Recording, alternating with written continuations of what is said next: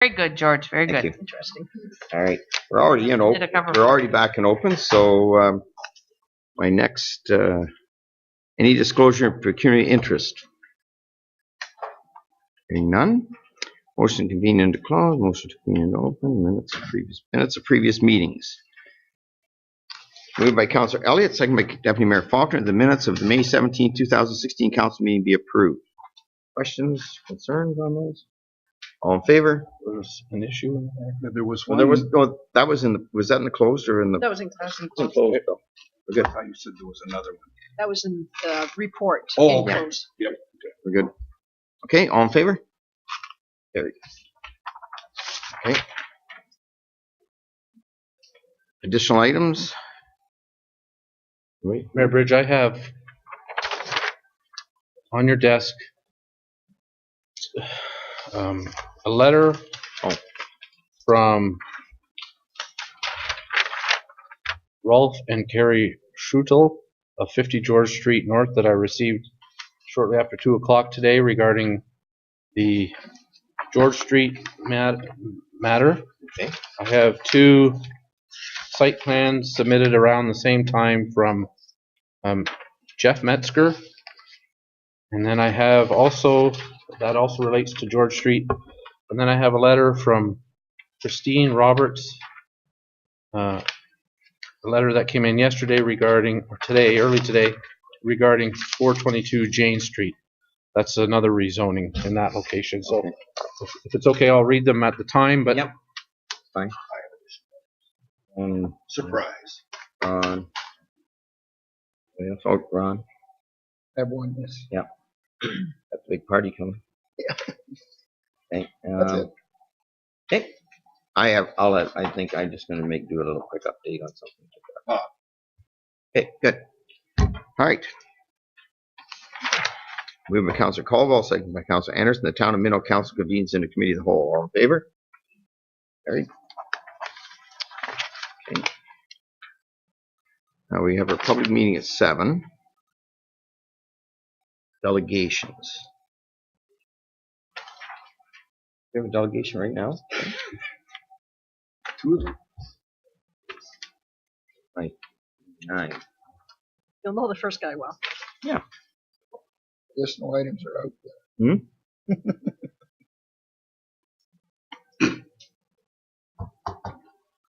And that'd be you. That'd be me.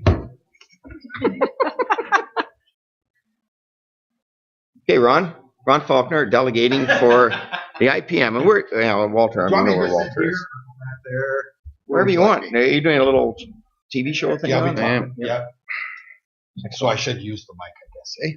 That's the rule. First of all, thank you, Your Worship, for allowing us to make a presentation to council. I'm pleased to report that this is the last council that we're giving a report to. I've been to all the other 7 municipalities in the county, and we've had a tremendous response, and they're all looking forward to, without exception, to helping us out and contributing. So I thank you for that, and for members of council and the public, thank you for your patience in listening to this. So I didn't bring my copy with me today. I left it. If you feel more comfortable, you can grab the mic and stand up, Ron. But it's up to you. I'm fine here for now. First of all, it's interesting for people to know how the International Plowing Match comes about. The local, in this case, the Wellington County Plowmen's Association, bid for the 2016 match, and once they were accepted, they have to go out and find land to host this on. And it's not an easy task because it takes about 1,200 acres to put this event on, and to get 1,200 acres in close proximity to Tenant City and the RV park is indeed a challenge. And we have done that, and I'm pretty. I'd like to thank the landowners for stepping up to the plate. And I say this with all sincerity, because not only did we have landowners coming and saying we'd like to be part of this, we have a culture that tend not to be involved in these things. And two of them came forward and been very cooperative and have been part of that. So I'm really pleased and proud of the landowners in the town of Minto. And of course, Earl and Ann Snyder, our host farmers, Earl and as the mayor of Tenant City, and I guess that makes Ann the first lady, and they're been really totally cooperative and helpful. So then what we did was we incorporated into the incorporation of IPM 2016 Wellington County. And what that does is we registered as a not-for-profit organization. And so every penny has to go back into the community. Every penny of profit has to go back into the community. And of course, I think I'm safe to say our three major benefactors are going to be Groves Hospital in Fergus, Louise Marshall in Hairston, or in Mount Forest, and Palmerston District Hospital in Palmerston.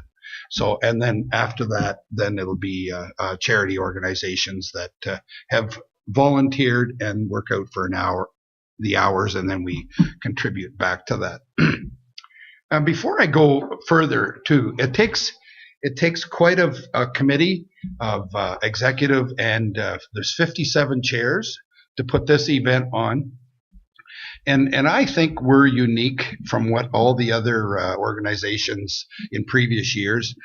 We have some, in my opinion, bright young minds that have stepped up to the plate and helped us out. I had a young lady with me today, Quinn Forder,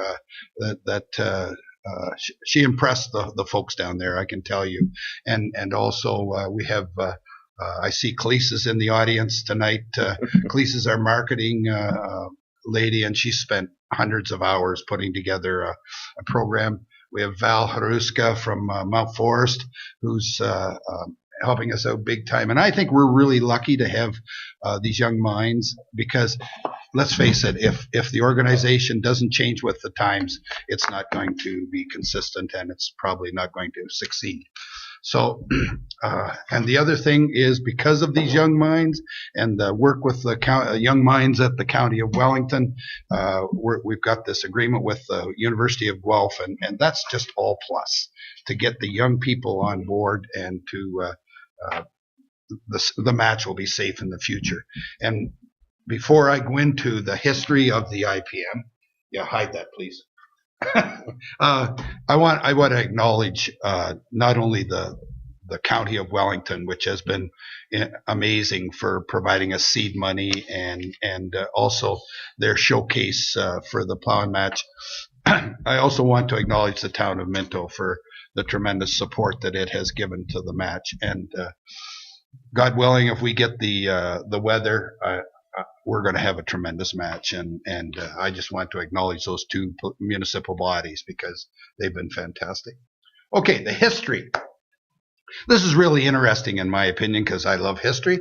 But the first two matches, 1913 and 1914, were held where Sunnybrook Hospital is now in Toronto, and then the very first match outside of the city of Toronto was in 1915, and it was moved to the Ontario Agriculture College at Guelph. And if you, for those of you of my vintage, it was where the cattle barns and the horse barns were, to the west of Gordon Street, and then from the barns to Edinburgh. That was all cornfields back in those days, and they probably held that match on about 25 acres. So that's how much the match has grown, from 25 to over 1,200 acres. Then the match was suspended for the years of 1918 and 42 to 45. During the 1 year was the First World War. The last one was the final year of the First World War, and the 3 years of the Second World War. And so hence the 100th anniversary battle began. 2013, Perth County thought they hosted the 100th match, and Huron County, which is next year, 2017, say no, it was canceled for 4 years, so therefore we've got the 100th anniversary. So fight it out, folks. We're not in that category. We're not. No. The first Wellington County match was in 1937 at the Beatty Brothers Farm just outside of Fergus.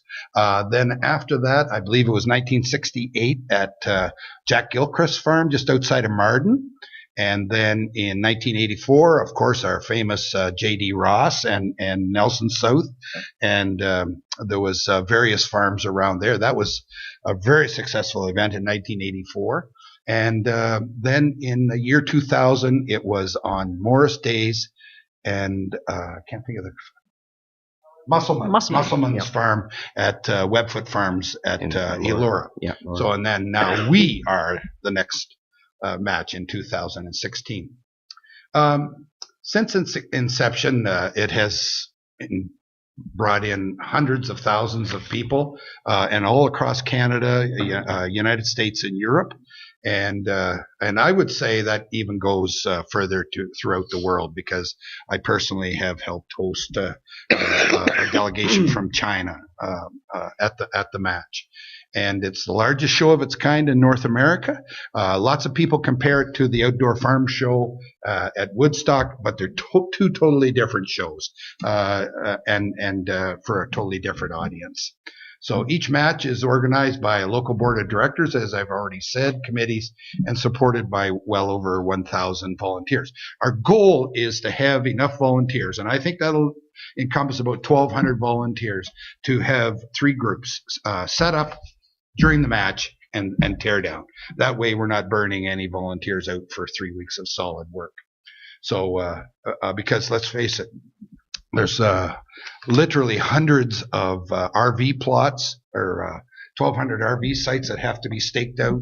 All the plowing sites have to be staked out, as well as all the parking. So, and I'll cover that a little later. And every match generates a legacy fund to benefit the host county. And we talk about the hospitals and our charity groups. We already have some Kinsman clubs, Rotary clubs from Fergus, and I believe Puss Lynch, as far as Puss Lynch, that have volunteered to sign up for to assist in various tasks. Okay, what happens at the IPM? Well, of course, plowing, because it is the International Plowing Match and Rural Expo. I keep forgetting to add that. And it's made up of 3 categories: the modern tractors, the vintage tractors, and the horse-drawn. And if you don't do anything else, folks, please go watch the horses plow, because to watch an 84-year-old gentleman plowing with a team of horses, and he doesn't speak any louder than what I'm speaking, even that loud, and those horses absolutely on the instant obey his command, and it's just something to see. And that's going to be right across from Tenant City on Gord South's 40 acres, which is the second field up from the 5th. Gord would say on his bottom land. On his bottom land. That's his best soil. Best soil and I would concur with that. Yep. I think that's the best soil in Wellington County, right in that field. Right there. Okay, thank you. Next, the Queen of the Furrow. This is an interesting competition, to say the least. We used to have, I think it was 37 counties in the province of Ontario. That's been reduced to 26 because of amalgamations like Stormont, Dundas, Glengarry, all those. And so we hope to have 26 contestants for the Queen of the Furrow. Those young ladies work hard, put in long days, and it culminates with their Queen of the Furrow banquet on Thursday night. And a Queen of the Furrow will be named for the following year. And that's venue is going to be the Hairston Arena, and it'll be decorated up. If I know Mary Lou Fletcher and her team of capable ladies, it'll be decorated to the nines, and because I think they have Joan Ivel helping them out. Yeah, Joan's helping. On that, so it's going to be decorated to the nines, and I know we're going to be very proud of that event. Okay. What happens? There's the other banquet there's 2 banquets, the Queen of the Furrow, and the second banquet is the Celebration of Excellence, and that is the awarding of all the prizes, plowing championships, and that, including, I believe, the mayors and wardens competition. So we are going to be setting that up as well. And And can I ask you, Ron, can we have independent judges this year? Because I got jobbed last year. Neil Driscoll won. And I'm not sure, and I thought mine was a lot better, but Well, I didn't see any proof of any scoring system or anything. I think it was just Your Worship, that was at the county level. that was at the county level. Yeah, you have to win the county before you can get to the international plowing match. So we'll work on those independent judges. Next, please.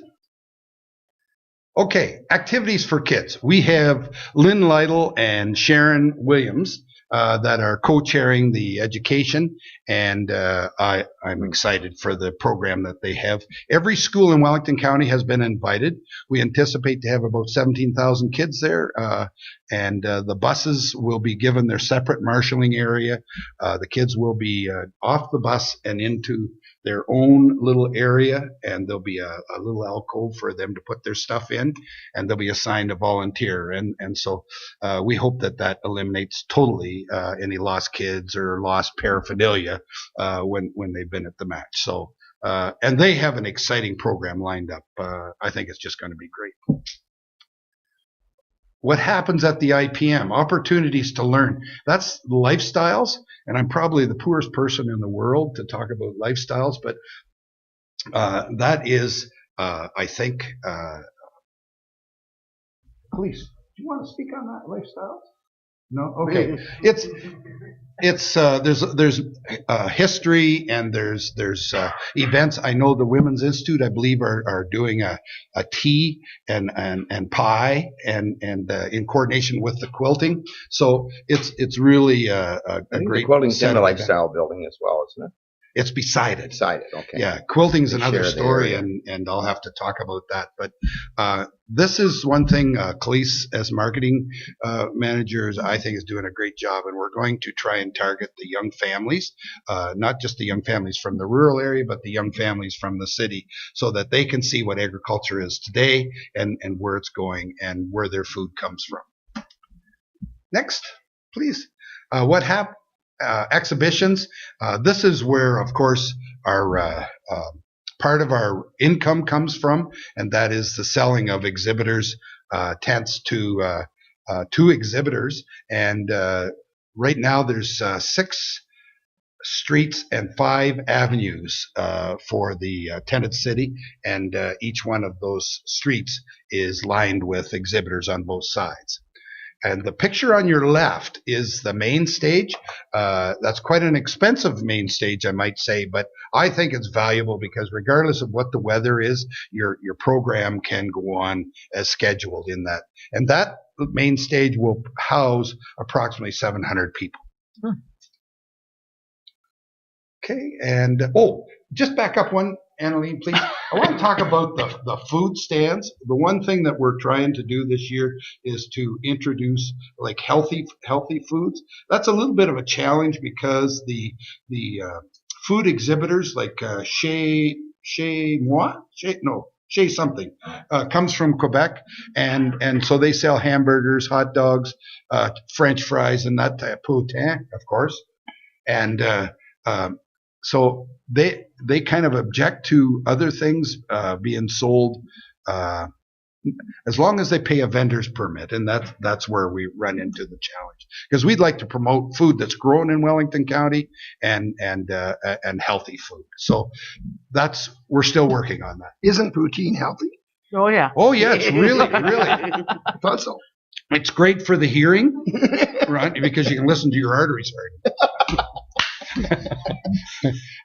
What happens at the IPM? Camping. Okay, this is Mike's father, Jim, and mother, Jim and Nancy McIsaac, and Dave and Jenny Franklin are the co-chairs for the RV park. We have 1,500 RV sites GPSed, and that goes from no service to 15 amp service to 30 amp service. And I believe there's some 50 amp service for the great big motorhomes and whatnot. And we're already at a point where we might have to double the size of the 30 amp service because I think they're all sold. But we hope to sell at least 1,200. We're about 700 right now, I believe. I think it's right around there. Okay. Quilting. This is on the right is Earl Snyder, our mayor of Tenant City, and his daughter Emily. That's the block that they picked out for first prize. I think there were 135 quilting blocks. I think that's what they're called, that were submitted for the competition, and they all had to. There was a criteria of colors and whatnot that they had to adhere to, and they were made into two queen quilts plus two small ones, and that main quilt I think is going to be auctioned, and the other one's going to be in the draw.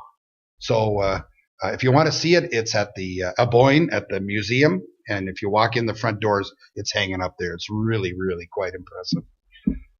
I think that's all. Oh, the quilting tent is 9,000 square feet. We have to put a special floor in, and it has to be air quality control. So we can't have any damage done to these quilts. Some of them are worth thousands of dollars. Oh, I know. Yeah. So antiques. Quickly on antiques. I know Carl Hall will probably shoot me if he sees me, but antiques is a tremendous display. 7.5 acres. That what you see at the back behind the orange tractor is just one tent. Last year there were 3 of those tents. Only 2 were full, but and I think we're going with the 2 tents. And so we have lots of displays. I believe there's a threshing display going to happen, and a portable sawmill, I believe, is going to happen. So it's going to be a tremendous show as well. Numbers. Average number of visitors varies between 75 to 100,000 people. We hope, God willing, if he gives us good weather or she gives us good weather, that we'll surpass that, and we're sure hoping for that. And all age groups, there's something for everyone. And last year's match, which was in Eastern Ontario at Finch, attracted 84,000 visitors. The economic impact. This is very interesting, and I think it's been carefully studied. The local economy can see a $20 million economic impact from the IPM, and from the machinery, the exhibitors part, it can be up as high as $72 million. And I know several of the exhibitors that are into the smaller implements, and they verified that. They said the IPM totally outsells the Outdoor Farm Show 3-to-1 for them, at least 3-to-1. So I guess basically for the huge farmer, the Outdoor Farm Show is the bigger draw, and for the average, the IPM is the bigger draw. And okay, and the legacy, this is what we call the profit, is the legacy. And the largest one was Bruce County in 2008, and that was at Teeswater, I believe, and they made $900,000, and that meant, Bill, maybe you can explain that. Is 450 of that go, or was that 900 went to the local community? I believe they split that. I believe they split that, yes. And in one of the lower ones was Prescott Russell in 2011 was 225,000, and in 2013 Perth was 350,000, and they lost all of Saturday in the 2013 because of the tremendous rains. I believe they got something like 6 inches of rain in 2 hours or 4 hours. Those are our major sponsors. BMO is the only sponsor that has exclusivity for the match. No reference to any other financial institution can be made within the match. And Ontario Mutuals, we've just negotiated a new deal with them, and Hydro One. Interesting thing about Hydro One, I want to mention, we get a good deal from Hydro One, I think, but they use that as a training ground for their new linemen. So when they do all the post and string hydro throughout RV and Tenant City, and that's over 200 acres with hydro poles, they train their new linemen for that. That's why we get such a good deal.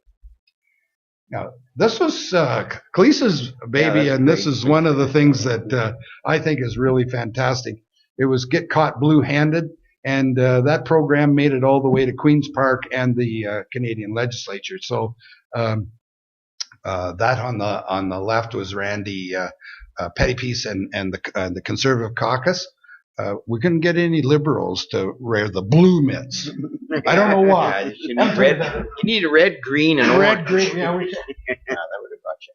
and that was John Nader with his colleague at Ottawa. So tremendously successful program. Thank you. And where are we right now? Well, we have well over half of the 1,200 RV park spots sold. I saw Jim and Nancy out this afternoon digging to doing the landscaping in front of the RV park so it would look nice. And the quilt show, we have 135 entrants already. And for the quilt show, which is in August 19th and 20th at Harrison, right?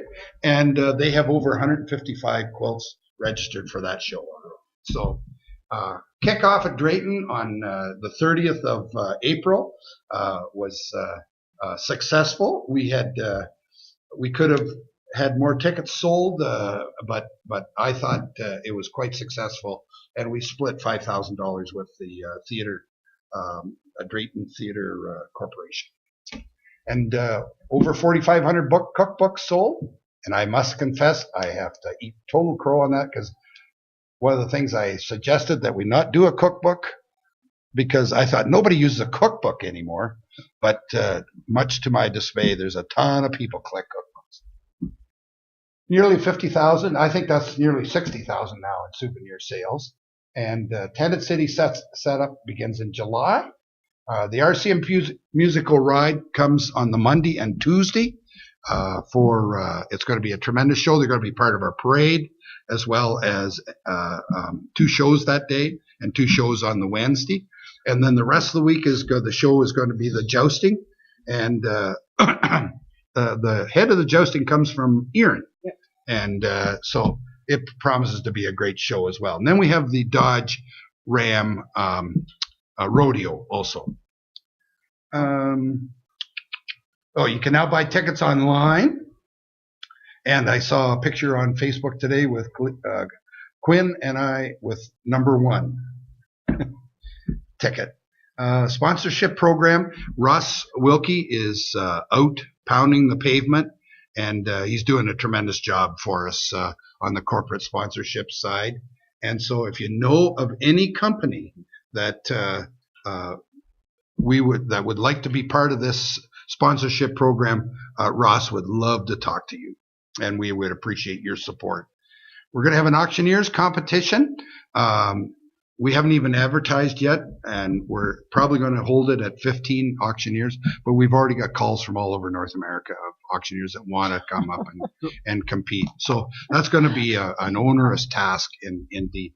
Just to give you an idea of the competition, every auctioneer will auctioneer off 2 or 3 agriculture related items, like as a farm gate or a bag of corn seed or something like that.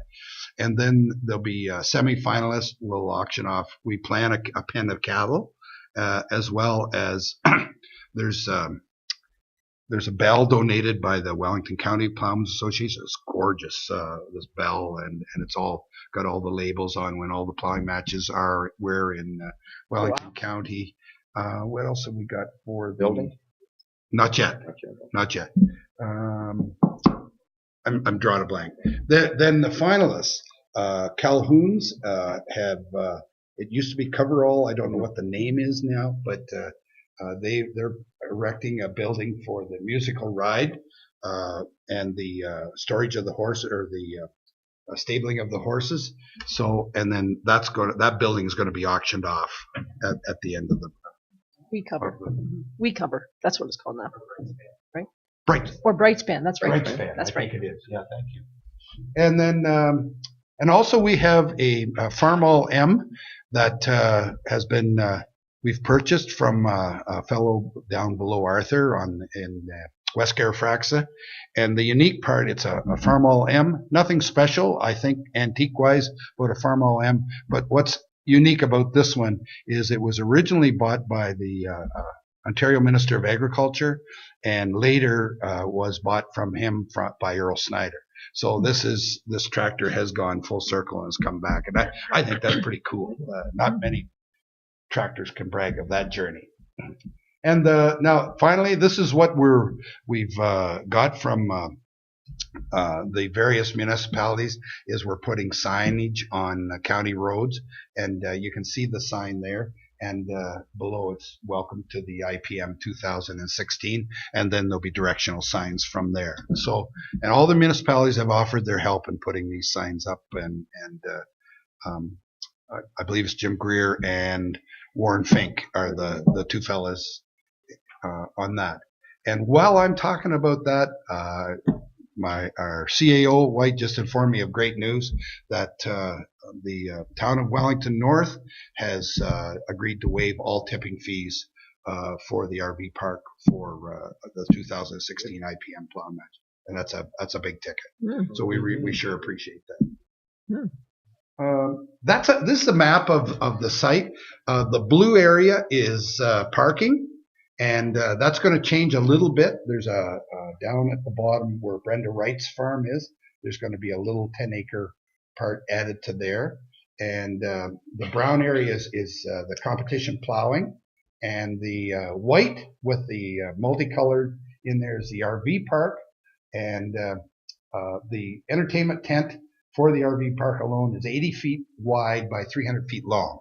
So it's not licensed. Everybody brings their own chair in to listen to the entertainment for the night, and everybody brings their own coffee and water. Right. They carry it in a flask. Yeah, they carry it in a flask. Exactly. Municipal support for 2016. We got to brag about the county showcase a little bit, because it's the work that those people have gone and put into that, and the support they've given to the IPM 2016. It's going to have a zip line, and our warden, the mayor of Minto, has agreed to be the first person down the zip line. Well, right after somebody tests it.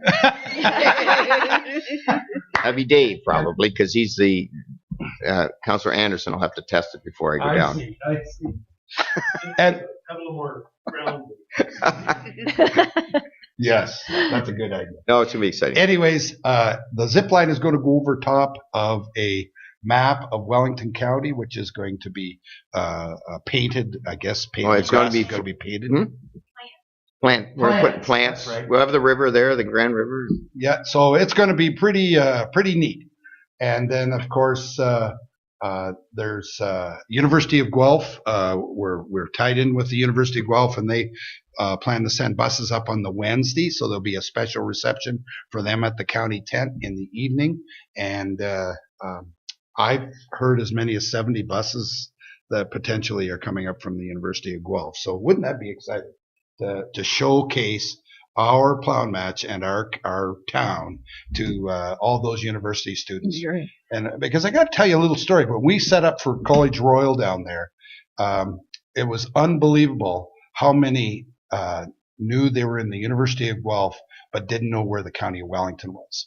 So this is our opportunity to showcase that and to let people know where farming is now and will be going in the future.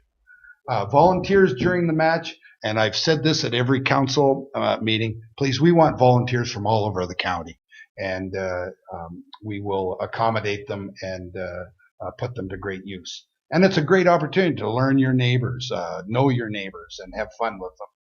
Opportunities for service clubs. As I say, we've got a service club from Fergus and Puslinch already, and there's room for lots more. Alex, I know Alex, who's the parking chair again? He's going to be searching out service clubs to help with the parking during the match. Employee crews for setup or labor, that is for the municipalities. Like if they can spare us some spare help during that period, it would be great. Believe it or not, one of the biggest challenges so far has been picnic tables, and that has been asked of every municipality. And I believe Doran Forder and is working on that, as well as Quinn. She's contacting all the municipalities again. your support to potential sponsors and exhibitors. This is one thing that this is a tremendous opportunity to showcase our businesses, and so let's use that. Encourage people to set up a booth for their business and show what we sell in the town, not just the town of Minto, but the county of Wellington. And directional signs on municipal signs, that's coming along nicely. And lastly, but not leastly, please attend, buy souvenirs, and have fun. And before I conclude, I just want to again express my gratitude to the town of Minto. You guys have been just excellent. Thank you. Well, we might have questions. No, I'm just kidding. Oh, yes, Judy has one. I have 2 questions. 2 questions. Can I ask 2 questions? Yes, you can. Okay. Do I have to go through you to the deputy mayor? Yeah. You need a mic. How are you going to answer the questions without a mic? So, Sit down. No, sit down. so I just wanted clarification. You mentioned something about the tipping fees, and Wellington North was going to. That's actually Wellington County that's going to waive them, right? No, We're talking Wellington about the North. Sewer, not. Oh, the from the sewer. RVs. Okay. RVs, because what happens is, and we thought we had that covered with our own municipality, but Ministry of the Environment said no. RVs, when they travel a long way to get to the match, their tanks are already full, Okay. and by law they can't go in, and we can't dump them at our site. Okay. All right. So, North's taking those. okay. So Wellington I got North you. is So they go to taking Wellington North first, and Correct. then they come and park. Then they for a come week. and park for the week. Okay, I got it. That makes sense. And my second question, totally a practical question, and probably the farmer in me is asking this question, but you had mentioned about a hayfield, or sorry, you'd mentioned that stuff is happening already. People are putting up landscaping for the RV park and all this kind of stuff. This is in a hayfield. This hay, what happens to this hay? Does it just keep growing all summer long? Like, Oh, the farmer not get can cut? take. Oh yes, he cuts okay. and takes the hay off. He can get probably 2 crops of hay off that before because once the before tents we start, move in to start setting up the poles. okay, and so then after that, it's just trampled. It's Correct. not cut. Correct. Okay. I was Yeah. just picturing Yeah, 3-foot-high Timothy, and I was thinking, oh my, what a mess. it's Okay. already that high Yeah, right now. Oh, sure it is, It's yes. amazing. I talked to Earl the other night Okay. about something. He thought he'd be cutting that shortly and getting Yeah. another cut off. Yeah. Okay, okay, that's good. Okay. Any other questions? Did I miss anything? Ron? Councilor Entertainment. Elliott. All kinds of music, all kinds of acts and stuff happening throughout the show. I don't think you mentioned any of that. I did not, and thank you for bringing that up. There's going to be 3 stages. Main stage, the final furl. We're called it the final furl. I don't know why they want us to call it the final furl. It's a beer tent. I gathered that. and I'd rather not be considered that I'm going to the final furl. That it might have connotations that I'm not prepared to deal with. But anyways, the lounge tent, there's going to be entertainment there. As a matter of fact, Councilor Elliott is and Mr. Ellis are the co-chairs of Ellis and that. Elliott, both Rons. Sounds like a lawyer's. Yeah. Anyways, and also the final is the recreation or the RV tent. And there's also mutuals, but that's a different set of circumstances. And the showcase will have Yeah. a bunch of entertainment. So is the RV County tent showcase. open Yeah, to everybody, or No, the RV tent is just open to RV people. Yeah. really? We've gone kind of out of tradition a bit too. We've got some tribute bands this year and tribute acts and stuff. Yes, and I might add that came as a result of our success at a Celebrate Ontario grant. We received a grant of about $254,000 from Celebrate Ontario to put this match on. It's great. Thank you very much. Thank you. Yay! Bring on the match. And just to add on for the county showcase, they're having our next meeting, our final meeting for June on Thursday, and I've asked them to do a PowerPoint just to we'll bring it to council and show what's going to happen. That'll get to all the councils as well and the county council, because Ron couldn't get into all the detail that's going on there. There's a lot of interesting interactive stuff. Anyways, thanks, Ron. That was Super. We're the last, eh? There you go. Aren't you happy? I'm happy. And we have now just you, Dave. Okay, would you like to come on up and Tina's not with us, but with a letter of concern on the fencing bylaw. Thanks, Dave. Burke, sorry. Yeah. Yes. Okay, and everybody's got your letter. So if you want to, So, as you can see by the letter, I think that the town of Minto needs to clarify its bylaw or redefine how pool, pond, spas, body of water is defined.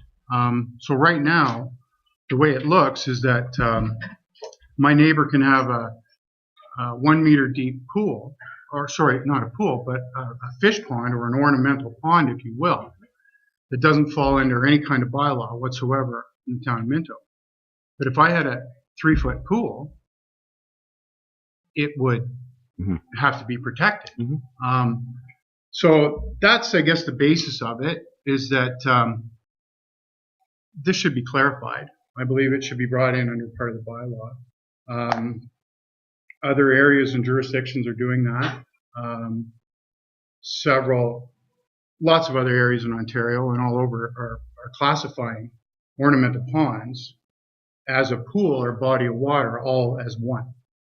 I think it falls under, it's a huge safety concern in our area with kids, not only young kids, older kids as well. You know, water attracts kids. I had somebody say yesterday, you know, not only the young kids are attracted to it, but older kids go up to it, could slip, fall, whatever, fall in. There's all kinds of, there's a lot of danger associated with it.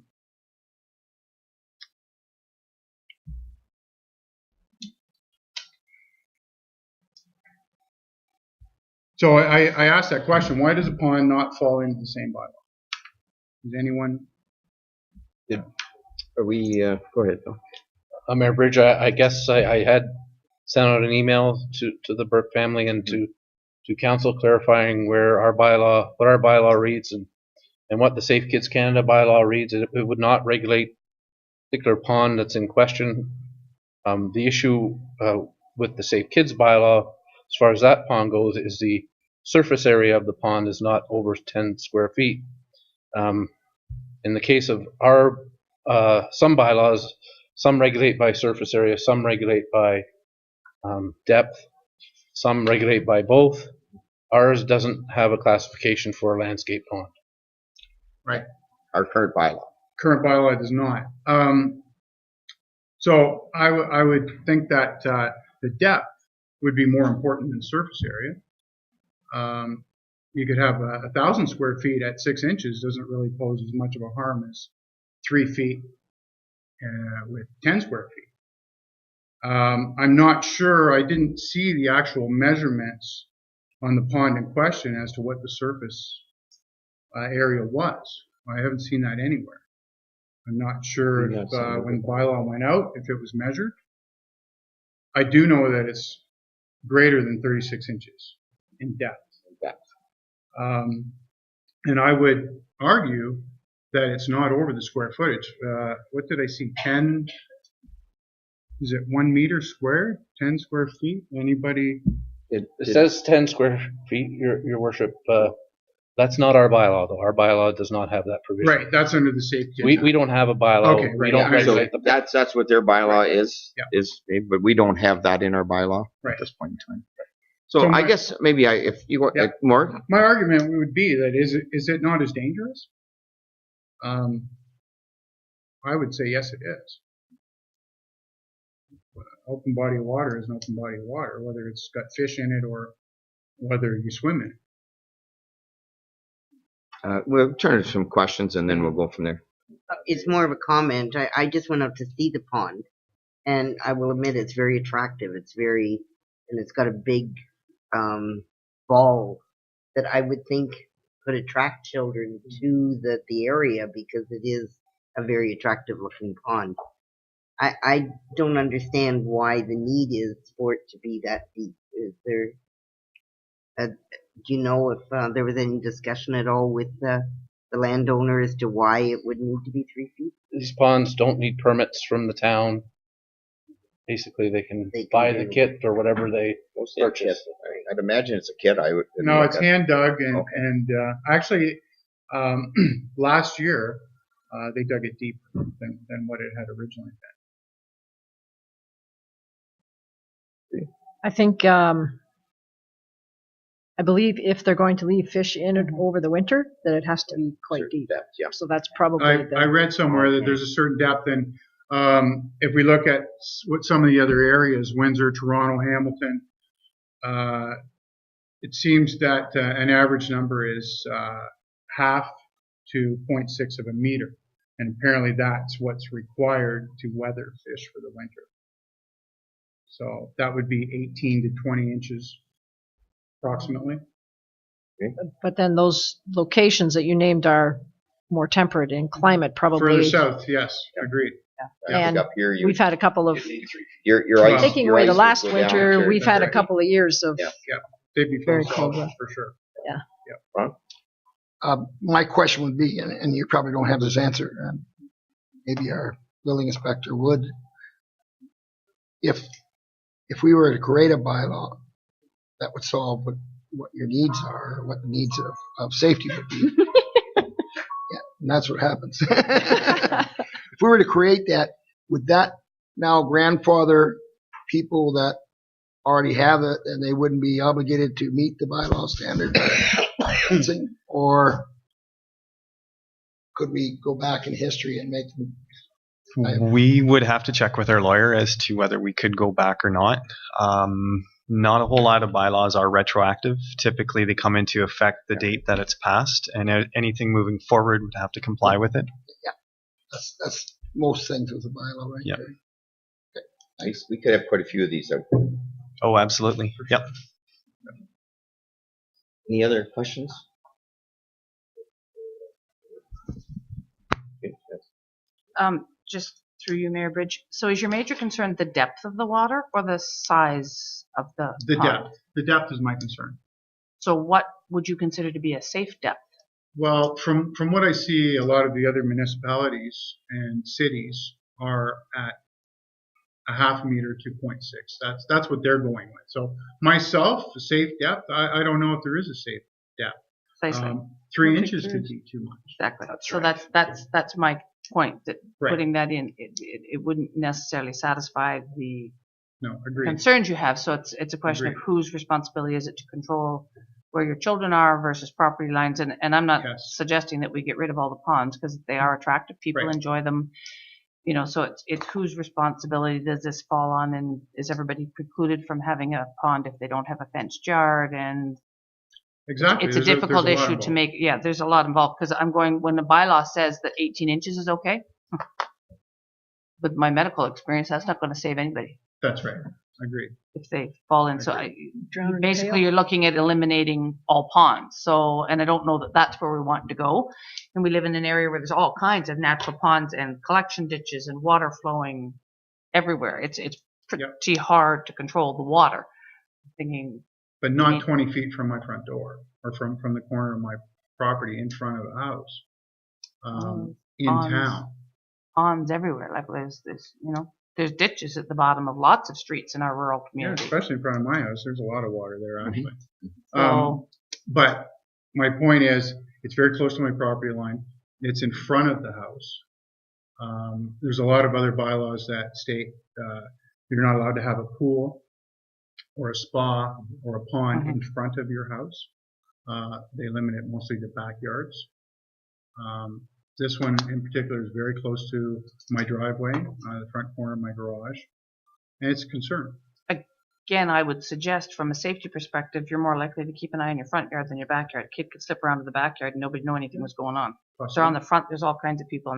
So from a safety perspective, it's pretty hard to say we're going to create a completely safe environment from water other than supervising the children. But Right, but my concern, the whole basis of this argument is I'd like to know what is the difference between that and a pool. If I had the exact measurements, 3 feet deep, dug a hole in my front yard and called it a pond, it's okay.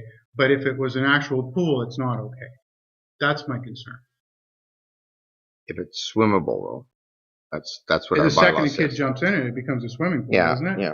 Well, I think you brought some good points, here, and Dave. And what we probably do is have staff do a report on this. Yeah. I know we tried to get some information after we received your letter and your complaint, and I know CEO White did get some stuff out to you. Mhm. As you know, as you've probably seen, and you've done a lot of research yourself, there's a lot of different approaches to this subject, and in different areas, different sizes of communities, and everything else. So. I think staff should probably come, if it's all right with council, come back with some recommendations as to where we might go in the future on this, and maybe have a look at some of the things, how it would affect other areas and what we've got out there.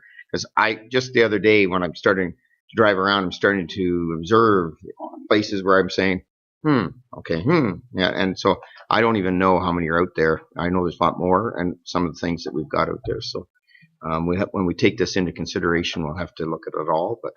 Something else, there may be alternatives in guarding them. Mhm. You know, I'm definitely not saying that I want a 5-foot fence around. No. You know, I'm not being unreasonable like that, but I think there are probably other reasonable means of ensuring that they're safe. Yeah. Like, some areas. Could I ask what? Like Some what? areas use domes. Some areas use a different type of fencing that's basically see-through and like an invisible type fence that you can barely see through. Like, so not wood slats or anything like that.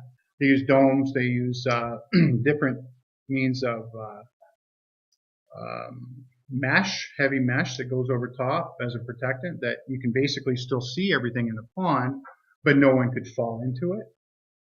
You could actually, a full-grown man could walk on top of it and not go into it. So there's all kinds of different ways out there. I haven't done a lot of research into it. But Well, let us use the staff and get some ideas what's out there and what we can look at. And very good. is that all right with Yep. everybody? We'll Yes. we'll take it and bring it back to a future, and we'll let you know when we're doing that. Excellent. Thank you. We have a motion to that effect. Councillor Anderson, Councillor Dirksen, all in favor, because they're The ladies in black and white. ladies in black and white. Black Do that motion. Thanks for coming, Dave. Thank you. Okay, Thanks, Dave. public question period. Anybody out there wants some correspondence? Oh, there's a lot of correspondence. Wow. Everybody's busy writing things, eh? Okay. Any concerns on any of the correspondence you want to discuss? Motion to accept the correspondence. Councillor, Deputy Mayor Faulkner, Councillor Elliott, all in favor? Lost Mary Lou. Still got a quorum. We're good. Moving on. Reports and committees. That's how we're at now? Yep. This technology is so exciting. Maitland Valley committees minutes for recreation. Maitland Valley. And Mr. Councillor Turton's not here. Councillor Turton's not here. He was at the meeting though. Yeah. Motion to accept. Mary Lou. Ron, all in favor? Carried. Source protection. Any concerns on source protection? Pretty straightforward. Motion. Mayor Faulkner, Councillor Anderson, all in favor? All right, and we now have Launch It. And launching up to the mic is Melinda. So sorry, Summer sends her regrets. It's a change of the time she wasn't able to attend. So That's all right. I know we're behind schedule here, so I'm not gonna We're not. go through anything. If fine. you have any questions, then I'd be happy to answer any questions related to As soon as I Launch get it It. up on my screen. The only thing I would highlight is we have been working with the University of Waterloo Economic Development Program. So it's like professionals like me getting their certification. And we had a great group come up and see Launch It and give us a report back on some suggestions and compliment us on the work that we've done so far. So that was exciting. We put our Unit 3 retail space into the Renew program, so we're hoping to generate interest via that. Massage therapist has opened up. She's operating on Friday, every other Friday afternoon, and she's been booked solid so far. So we're hoping that that's kind of her trial to see if Hairston would be a good fit for her to expand her massage therapy business into. So far so good. And Where's she from, Belinda? I believe she's from Listowel. Listowel? Yeah. So yeah, we continue to be doing our training sessions, looking for new tenants, really being a resource for the business community, and having that storefront has been helpful and having people come in.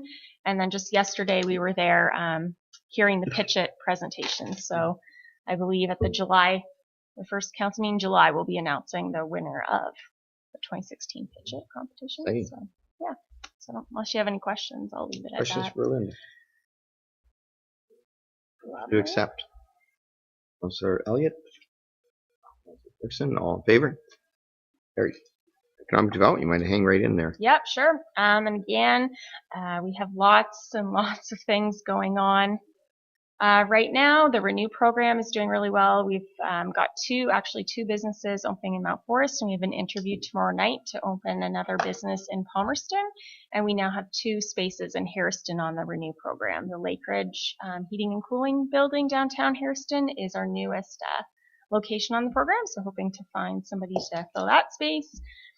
We did our TG Minto survey, and we'll be preparing reports on a lot of these things. Spring romp, thanks to those who came out. We had a very successful romp with people coming from all over. A lot of city folks experiencing. I It was was a hot totally day. amazed at all the city folks that I bumped into.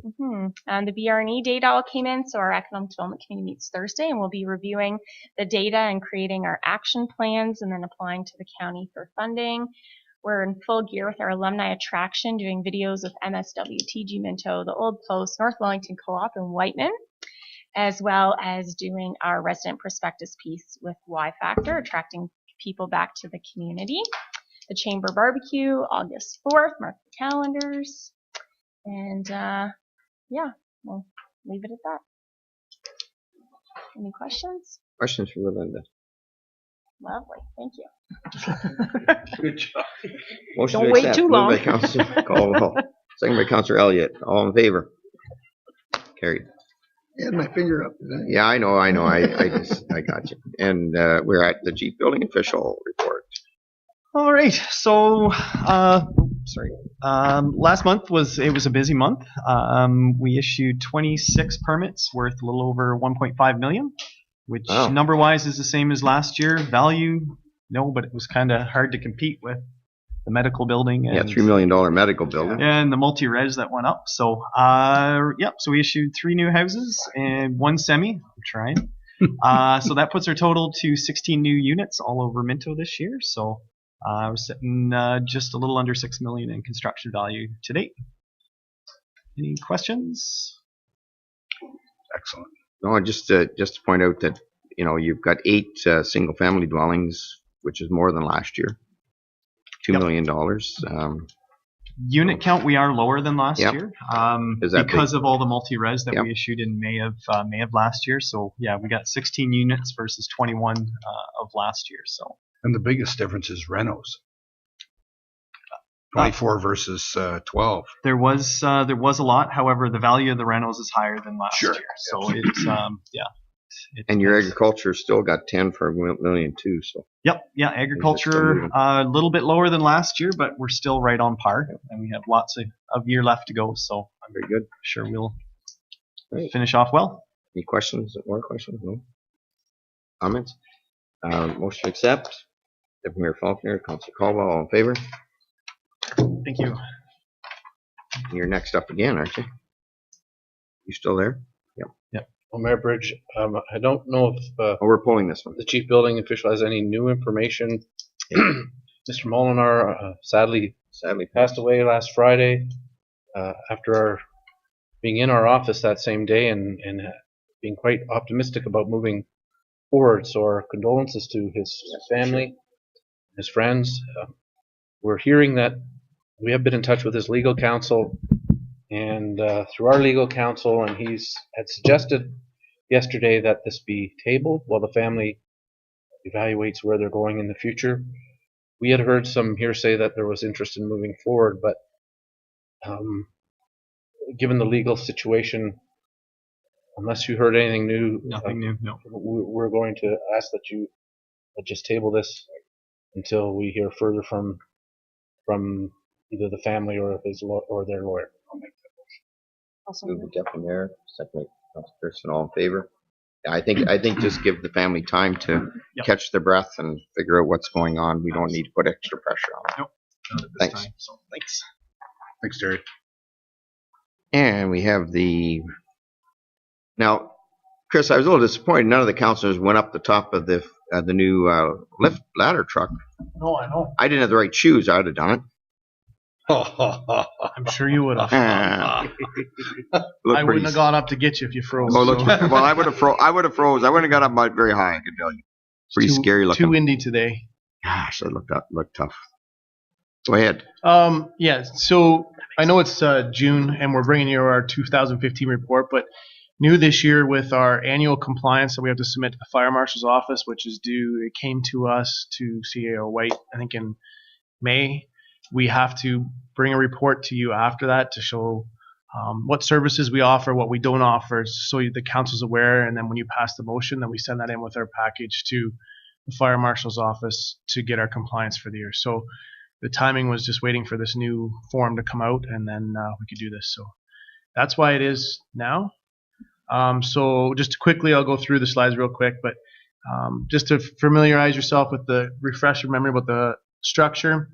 There's myself with two deputy chiefs from our senior management team. Both deputies work today, so they couldn't be here, but I'm happy that our prevention officer / bylaw enforcement officer, which is shared with the building department, which I think Terry will agree is working out extremely well, is able to be here. Cam's here, and also our administration coordinator, who's Cleese, everybody knows Cleese, and she's able to be here as well too. So I might need to call on them to talk about some things, but working really well, and we're getting a lot accomplished with what we have. Right into the services offered, and this is what the Fire Marshal's office has really mandated us to do now, so that council understands that there is actually some services that the fire department does not offer. Right now we offer fire suppression, rescue, alarm activations, all of the normal fire stuff. We also offer tiered medical responses, which you've passed the agreement for tiered response that we go with ambulance on certain criteria of calls. We do have our confined space rescue team up and running and going. They've trained, they're certified, and they're going well. The water rescue team now has been certified, and we're just waiting on the equipment to come in. They were certified a couple weekends ago. A huge thank you to Pike Lake for the support that they gave us and the building that they gave us to train. Cam was part of that team, and we're thankful because that was the weekend in May that it snowed. So, and they were out in the water in the snow doing it. So they were very thankful that Pike Lake let them use the building to get in and get warm. So those are the core services that we do offer. The next slide is actually, so the services that we do not offer right now, trench rescue. We are not certified in trench rescue. We would have to call Guelph Fire Department down to help us with that. Ice rescue, we haven't been trained or certified in ice rescue yet, and we would need to purchase some more equipment to expand our water rescue into ice rescue. Right. Swift water rescue, we don't have much swift water around here, so for those few weeks in the spring when there is swift water, we would have to call in some help or work with our water rescue team to be certified in that. Building collapses, we are not certified that. That's the provincial HUSAR team, which is out of Toronto. High angle rescue, we don't really have much high angle in the town, but if we did, we are not again certified to that. We would call in Center Wellington or Hanover Fire Department. What's high risk or high angle? So if you have to rappel down like a cliff face or something like that with ropes, we're not certified to rappel. Yep, that much. And hazmat response, we're awareness, and we have partial operations level, so we can put some little dams and dikes down to stop the spill. But we're not certified in the full hazmat suits and all that we would go in. So we would have to call in someone for that as well. So as I said, this is what we wanted to bring to your attention, and we're mandated to do to show you that these are the services that we do not provide. If at some time through the processes that council wishes for us to progress to any of those, we can talk and see what it would take to do that. But yeah, Councilor Como. Through you, Mayor Bridge. Chris, is there any that you feel we should be going forward with? Right now, I'm comfortable with where we are. It's something that it's a very tough job of mine and the rest of the deputies is to manage what is actually are we able to do with training wise, because we have to really guard against burning our volunteers out. And like the water rescue confined space training adds a lot of training hours for them, which they're keen and they do, on top of their already hours that they have to train. So we really have to watch what we do with the volunteers, that we don't burn them out, as well as the equipment is extremely expensive, really expensive, and you have to. It's a cost benefit analysis for how many calls do we get in those criteria compared to how much of the equipment we would have to purchase to have around in case something like that happens. So that's something. I guess I'm questioning ice rescue more than anything. I'm wondering in our area, is that you receive many calls in regards to ice rescue? I think we've had that. My knowledge is of about 2. One was for a dog, not a human. Yeah, in the 10 years that I've been in this job. So, but it's something, ice rescue in particular, is something that it wouldn't be too hard to progress to. We have the suits with water rescue and that. It would just be adding a few more things to complement that team, and they could probably do that without much problem. We're going to get the water rescue team up and running and trained and proficient in that, and then we're going to see if we to progress into ice rescue. But I don't think it would be a huge step forward to go into ice rescue for them. Yeah. And I guess on that, Chris, when I looked at that, I kind of assumed that maybe we could get the water rescue on the swift water too, because again, as you know, we don't really have swift water except in the spring, but that's maybe when we have an incident that somebody needs to get across the fast flowing something and to get out of a situation. So. Yep. Yeah. So if that could work into that, that's what I got out of that. Maybe those 2 would be ones we could fulfill. Yeah. And I would have to. What I plan on doing is because I said Cam's part of the water rescue team, is to speak to them and talk to the team and see what it was. But you're right. I don't think those are the 2 that are not much to progress. It's just a lot more training for them to do. So. Well, I guess if I can speak for the council, if you got in a situation where all of a sudden we needed one of those other areas and we started getting more and more need, and I would hope you would bring that to us. If it's a case of cost, we'd have to work out, as you say, the cost benefit and whether we can have the staff to be able to do it, but base it on that. So we'll leave that up to you if that's all right. No, absolutely. And where the water, just a refresher, where the water rescue came out of was our master fire plan that's almost 5 years old now. Yep. That came out of that from the community, and it is time to update our master fire plan. Is it already? It's getting there. Oh. You'll see later in the slide that it's something we want to push off to next year, because I just don't think we have the staff time right now to take on the master. We're going to work on it, and I have an individual that's as part of a school project. He would like to work on the project, but I just don't think we're going to see the completion of it this year until the event that was spoken about earlier is over. So 5 p.m. I wasn't going to say it. I'm not allowed to say that word. No, I know. So. So just quickly, our total responses for last year were 276 callouts. That includes 2 stations. So when the 2 stations go out, that's included as 2 calls because each station's moving. So some of them might be like 1 incident, but both stations go. So that's included in our callouts. That's 276 callouts total for all the stations. One thing I'm really proud of, and we are very fortunate in Minto, is our average shoot time. So that's the time from the pager activation till we actually get a truck out the door is 4 minutes and 18 seconds. Which is pretty good for a volunteer fire department. I know departments in Puslinch and Rockwood are struggling. Puslinch's time talking to their fire chief is averaging 8 to 10 minutes right now to get a truck out the door, and that's on a good day. So I'm very proud of the fact that we have the firefighters that can do that. Chris, how long, in the city where they have people or firefighters right there, how long do they take to get out of it? Right now, the city of Toronto, because I have sources there, they're around the 2-minute mark to get a truck out the door.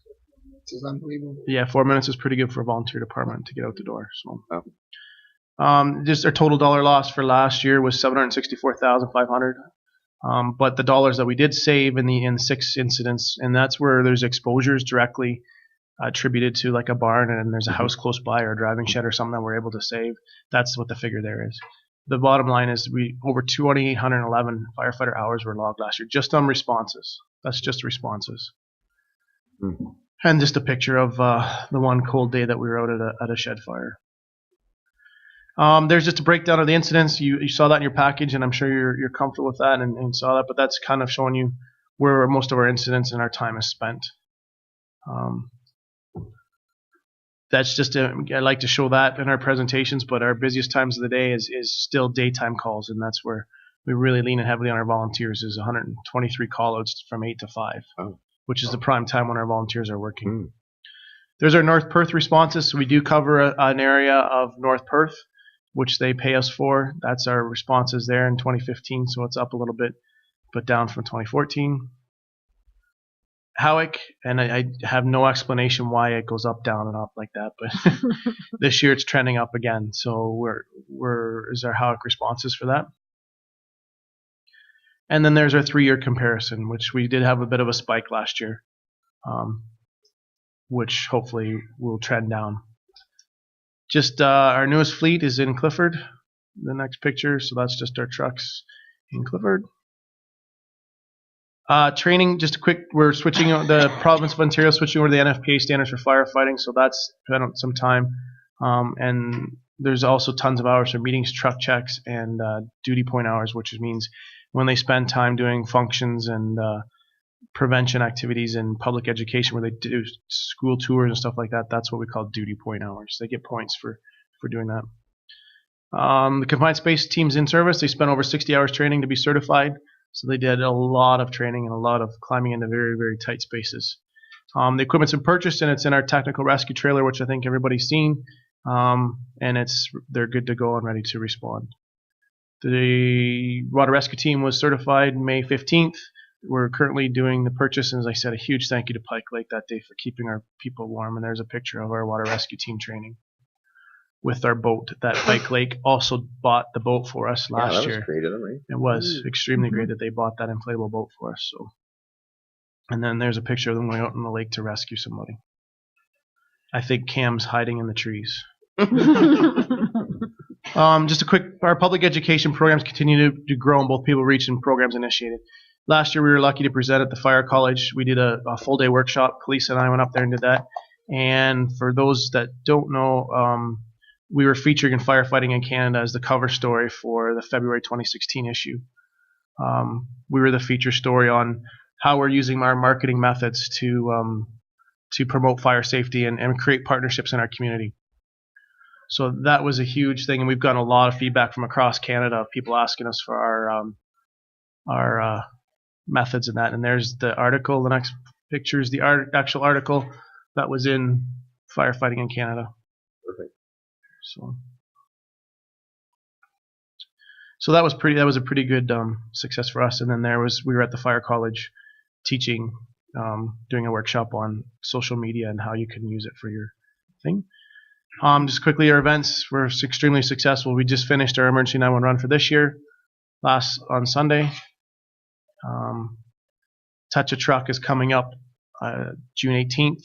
So if anybody's around, please come out to our Touch a Truck. November campaign, November, and our Safe Kids Day was also for this year. So there's our emergency 911 run. Last year when it rained, this year it didn't rain, thank goodness.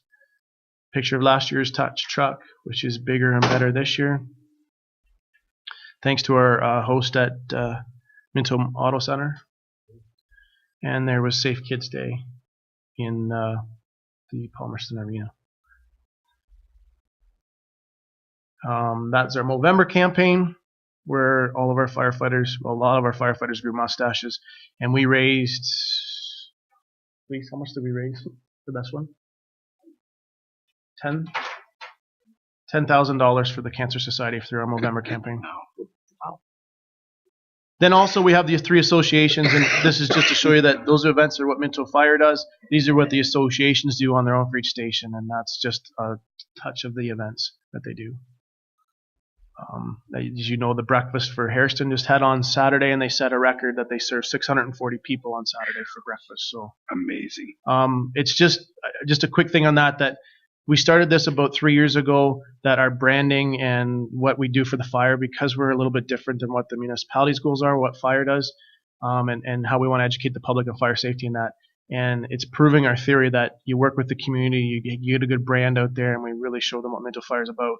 And every year we're setting record attendance at our breakfasts and spaghetti suppers and that. So it's starting to work, and we're starting to see the results of that, which I'm very proud to say.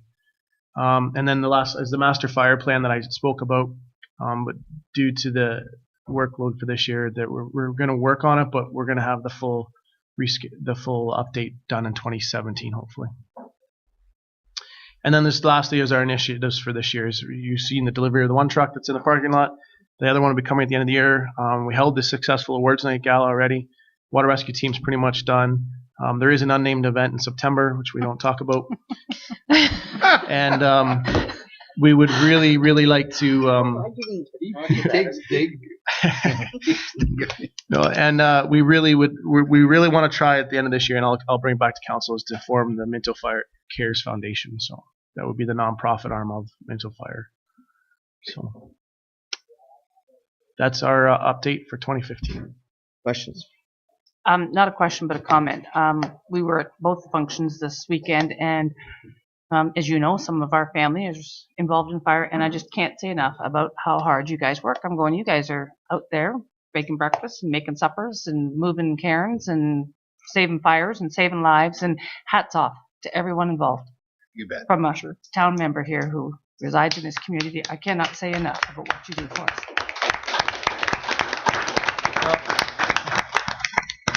Thank you, and I'm humbled by that, and I'll make sure to pass it on, because it's not. I just get to be the person that sits at the microphone and they talk. I'm the talking head, but we have one heck of a team, and it's the team that does all this. You do indeed. It's You do indeed. it's the team. I just, as they Yeah, said, for present sure. it on their behalf. So thank you for that. I'll pass it on. I appreciate it. Just in sum it up with Chris, and I think people don't realize that we do this for a really reasonable cost per resident in Minto. And when we look at that cost and the amount of training you guys do and everything else, really appreciate your efforts. No problem. Thank you. Thanks for the report. Okay, the room is filling up. Just going to carry on. Motion to accept. Dean? Deputy Mayor Faulkner, all in favor? Thanks. All right, we're going to keep going. Seats and stuff. Okay, just keep finding seats. We'll just keep going on our program here. Deputy Clerk. Lean's coming up on this one. Airbridge, if I could get maybe that one started. Okay, sure. Regarding the international plowing match. Oh. The what? Rural Expo. The unnamed event. Yeah. You can see the report is signed by all the management team and the deputy clerk. And I wanted to support what was said earlier about the distinction between IPM 2016, the nonprofit group, and the town of Minto. We get a lot of traffic and a lot of expectation that in our office we are IPM. Mm-hmm. And we do have people who can help out about IPM, but it still is first and foremost a municipal office. And we're trying to direct as much traffic as possible to the IPM people who are at the Minto Auto Center. Or we do have also some people in our office who are working for IPM 2016, not for the town of Minto. So there is a distinction there. I mentioned in the report early on that there are probably more than a dozen spouses, town employees, councilors, council spouses in one committee or another, as a chair, as a vice chair, as a volunteer. So town of Minto, as was mentioned by the chair of IPM, has certainly done its fair share as far as supporting the event. I think what I would like to do is focus on page 3 of the report, and it talks about what in-kind support we've provided to date. So meeting rooms at no charge in the town office, Palmerston Community Center, Fire Hall, Launchet, Harrison Minto Community Complex, Clifford Community Hall. We've provided copies and supplies, computer use, and staff advisors. So some of our staff people, like for instance our road foreman, has been to the traffic committee to meet with those people. So, but when the people are volunteering, they're volunteering. So, for instance, myself, if I'm at a night meeting, or Annalene's at an executive meeting, or the fire chief is at a security meeting after hours, they're not paid for that. They're not collecting overtime for that. They're not getting expenses for that. They are volunteering their time. Similarly, we heard Khalees in her marketing work.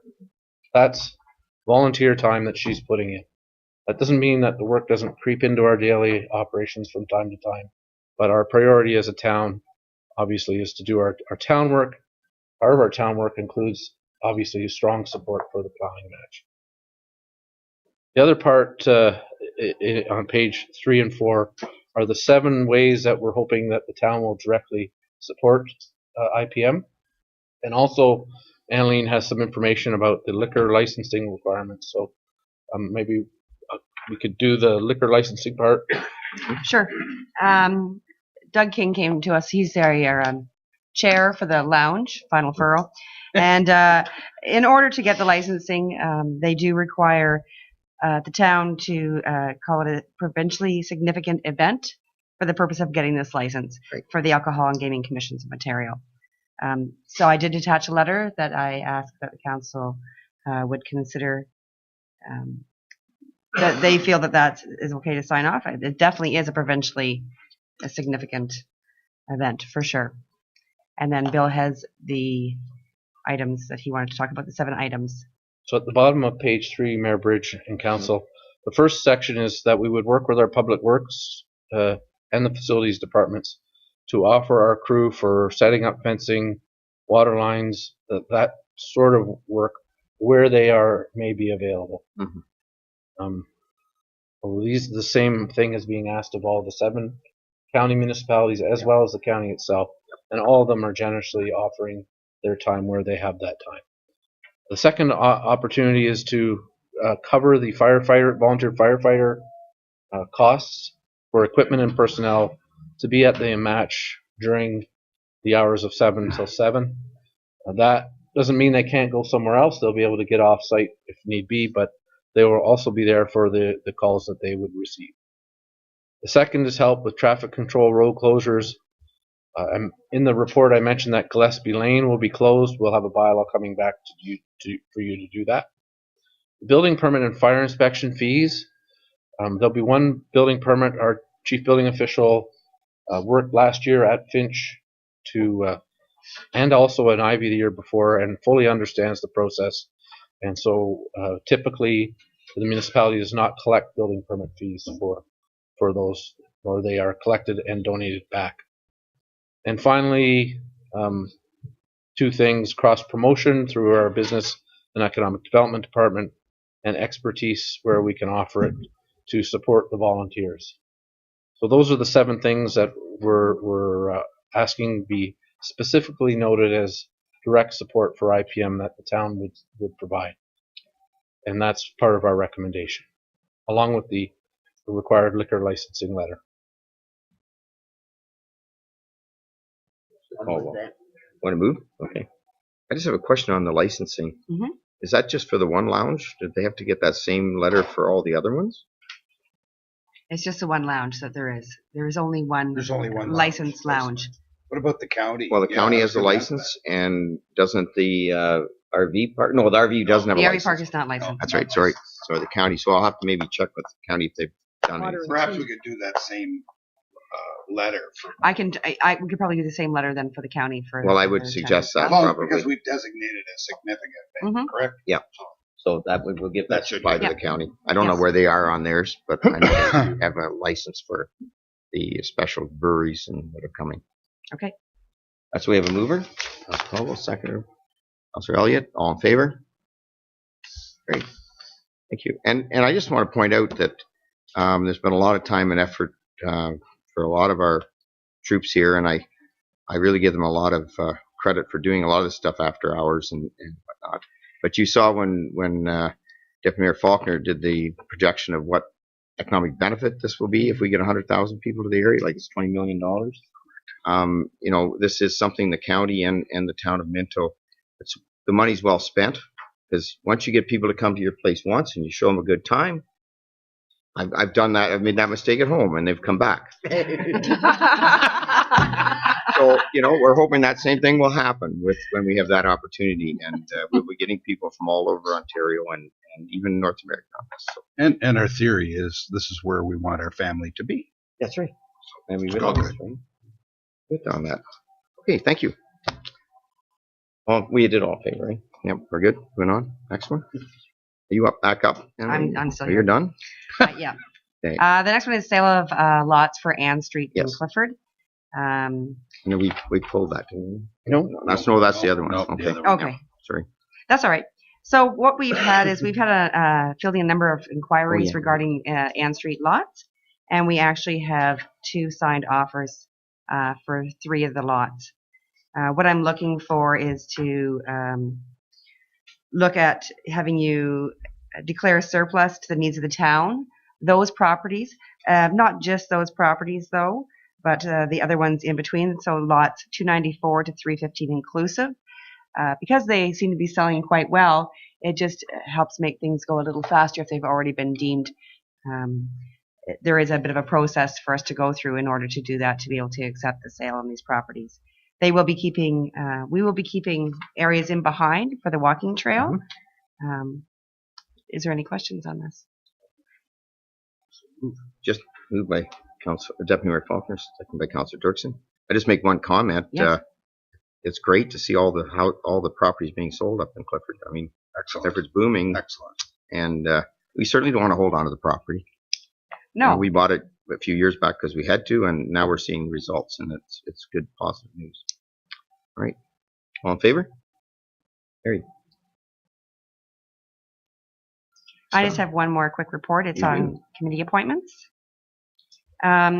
So there's a local heritage marker committee and Palmerston Railway Heritage Museum committee that we would like to fall under the Cultural Roundtable committee. They're quite important. Mark McKenzie came forward and advised us that he would like to bring forward the local heritage marker committee under us. Their funding has been cut in order to do that, as well as the Palmerston Railway Heritage Museum committee. And you know, of course, George, Mayor Bridge, that a lot of the museum is being refurbished in time for the IPM There today, 2016. it's coming along. There you go. And so there again, it would be a subcommittee of the Cultural Roundtable. One thing that's not in this report, but it did come to my attention just before council, is they've also asked that Gordon Blythe be appointed to the Norgan Theatre Board. So I'd also ask that you consider that as well, and consider the bylaw in open session. Okay. Through you, Mayor Bridge, just a question on that. Mark McKenzie come in. So are we talking 2 separate committees, or is it one committee for the town of Minto? Or So one for Hairston, one for Palmerston? It was for the Hairston Historical Society. Okay, thank you.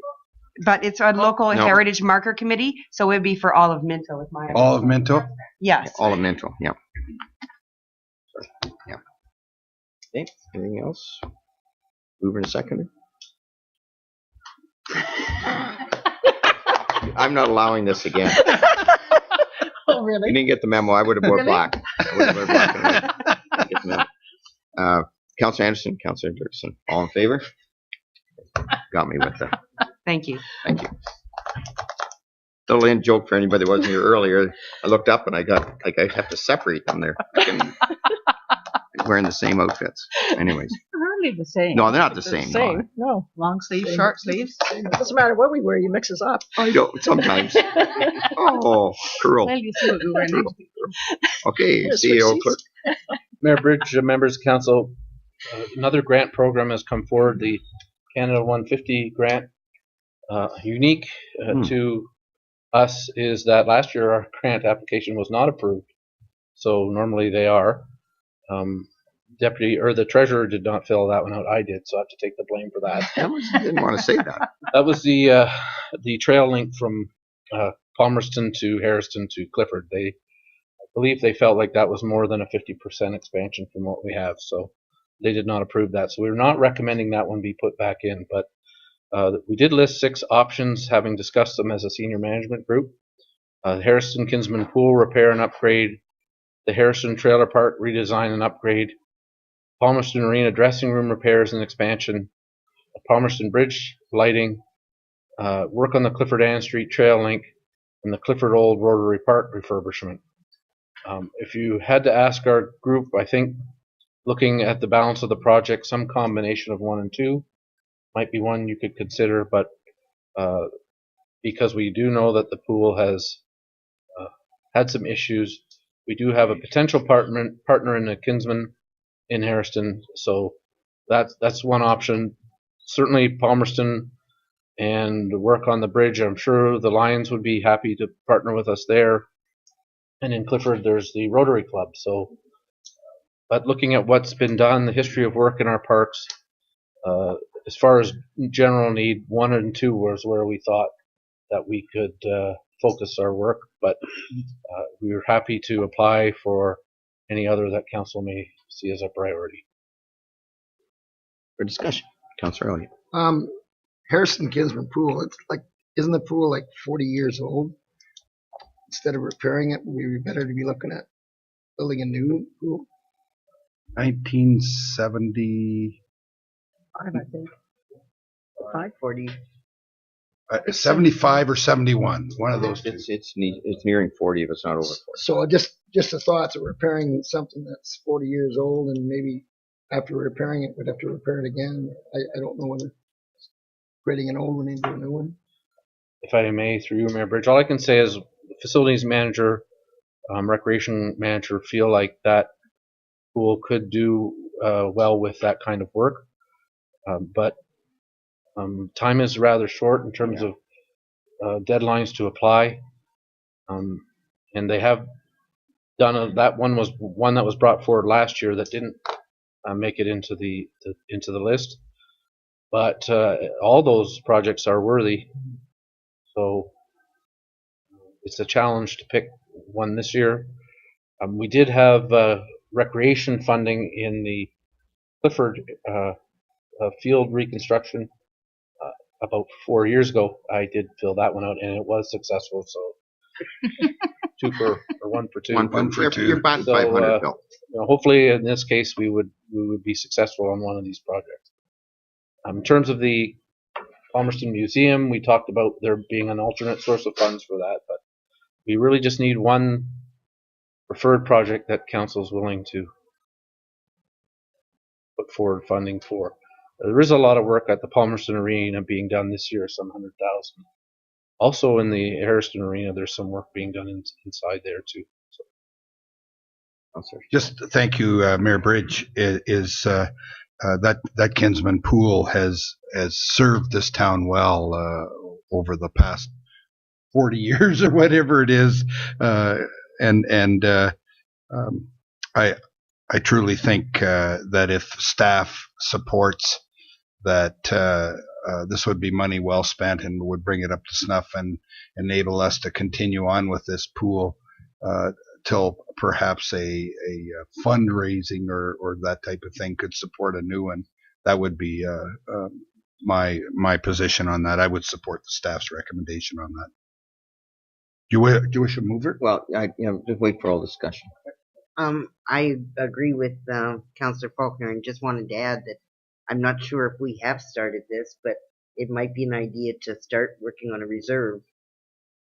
That if this will postpone a new pool for 10 years, then we work on funding the pool over a 10-year period with the help of the Kinsmen, that they would maybe start a reserve fund as well for a new pool down the road.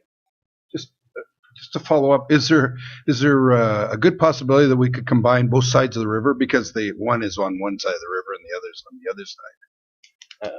Through you, Mayor Bridge, I believe we could. We believe we could combine that. Mm-hmm. Just on a few things, I just came back from the West on the FCM, and if you know, in the federal budget, Bill, there was money actually put aside for recreational facilities now. I know we've talked to the Kinsmen already. We've sort of given them an idea that they were looking for a project, and they obviously have a lot of history with the pool, and we've already sort of told them that we're probably 5 years or so out. I'm just wondering, I kind of agree somewhat with Councillor Elliott on this. Should we relook and see whether we should be looking at a project that we can maybe get bigger funding through a different? This is the 150 grant. This is a smaller one than what's coming out there. As 250. No, the 150 year, 150 grant year or whatever it's called, right? The fund itself is for the fund itself. Yeah. So I think under the other program, and I haven't looked at it in depth, and I don't see our treasurer here. No, he had to leave, unfortunately. Okay. Because I was going to talk to the board when I got back, and I only had got back today. So there was a lot of talk out in Winnipeg about the new money that's available for recreation, and which they haven't been in a federal budget for many years. So it's in the $1 billion bracket. So we may be able to get some of that. I just don't know. I'm just wondering if that's the case and whether you had a chance to look at that. This is the third time in 5 years, so I would not doubt that there are going to be recreational fundings available. I think we will definitely need a pool update or upgrade or at least a new pool shortly. I mean, it can't last forever. That's correct. So I What's just the deadline for this application, COA? I think it's I put it coming in up. there. I thought it was June 24th. It's but not. Yes. Yeah, I don't think we have another. Yeah, I don't think 24th. we don't have. And we may have one more meeting before then, right? Yeah, I mean, Just we meet on the 21st again, but Yeah, no, that's what I I'd mean. rather not. I'd rather Rather not pick one wait. now. and Yeah. If you could, Mayor Bridge. Yeah, no, that's fine. Councillor Elliott. Just one other question. I see that Harrison trailer. What kind of redesign and what kind of upgrade would that be?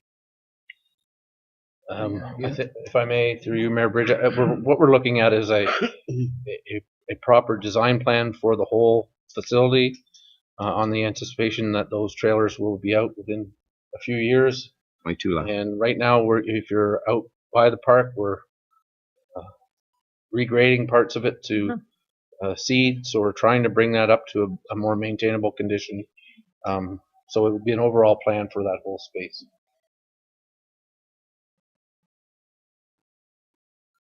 All right. So your recommendation is either one or two, or the combination of. I don't think we can go combination of one and two. Because I think we're limited how much we can actually apply for. Are we not? 250. There's no limit. Well, $1 million is the limit. Yeah. Projects that we put forward are all under that. They, in our view, would all qualify. So we didn't recommend one. We thought it might be a challenge. The only reason we sort of gently suggested Harrison in terms of parkland is because quite a long way has gone with the Palmerston Lions Park, which is the focal point park, in Palmerston, and with the Clifford Rotary John Holman Park. And so Harrison is now moving into those, hopefully going to catch up with those, and we can do. That's why we thought it might be one to bring forward here now.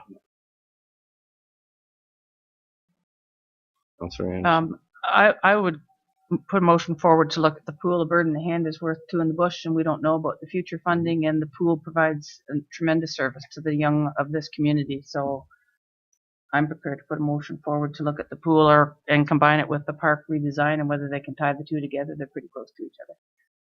And whether that's a reasonable project to put forward, if that meets with everybody else's approval. So you're doing the 1 and 2 combo. Yep. You're putting that on the I'll floor. second that. I'll second that. Second by Councilor Dirksen. Any more discussion? All in favor? Carried. Okay. Good discussion though on that. That's you know what? It's really nice to see that they're actually coming with money to the table, because we can't do it on property taxes alone for sure. Good stuff. Let's hope we get it, Bill. Now, are you going to have somebody go in with you on this? Do you want to break your record? Or? I'll get some help. Okay, good. Got to get it now. Okay. Next, you want to keep going, or you want to go? Well, I mean, Mayor Bridge, it's up to you. Or do you want to get the? These items, they shouldn't take all that long as we move forward, but we do have a large audience, so it's at council's wish. Typically, the public meetings occur at 7 or soon after we get to that item. So we have other items that we haven't gotten to yet. So what if we get through some of your reports and then stop before the treasurer's report? How's that sound? And then we can go to the public meeting. That's going to take some time, though. I think that one's going to take some time. Which one? The Farrell. Oh, well, let's try it. It's good to have an audience. Okay. Maybe we'll get some. You're the boss. All right. Okay, the next one's an interesting one. Go ahead. Mayor Bridge, we had a petition from Palmerston. They've had an issue there with 10 to 20 feral cats. And all the fun that might come along with cats that don't have a place to stay. It's outlined clearly the issues that they're experiencing. They're asking for, I think, the wording of somehow regulating cats so as to help with the issue that's occurring down there. And I have some experience with cat bylaws in other municipalities over the years, and regulating cats is a huge challenge.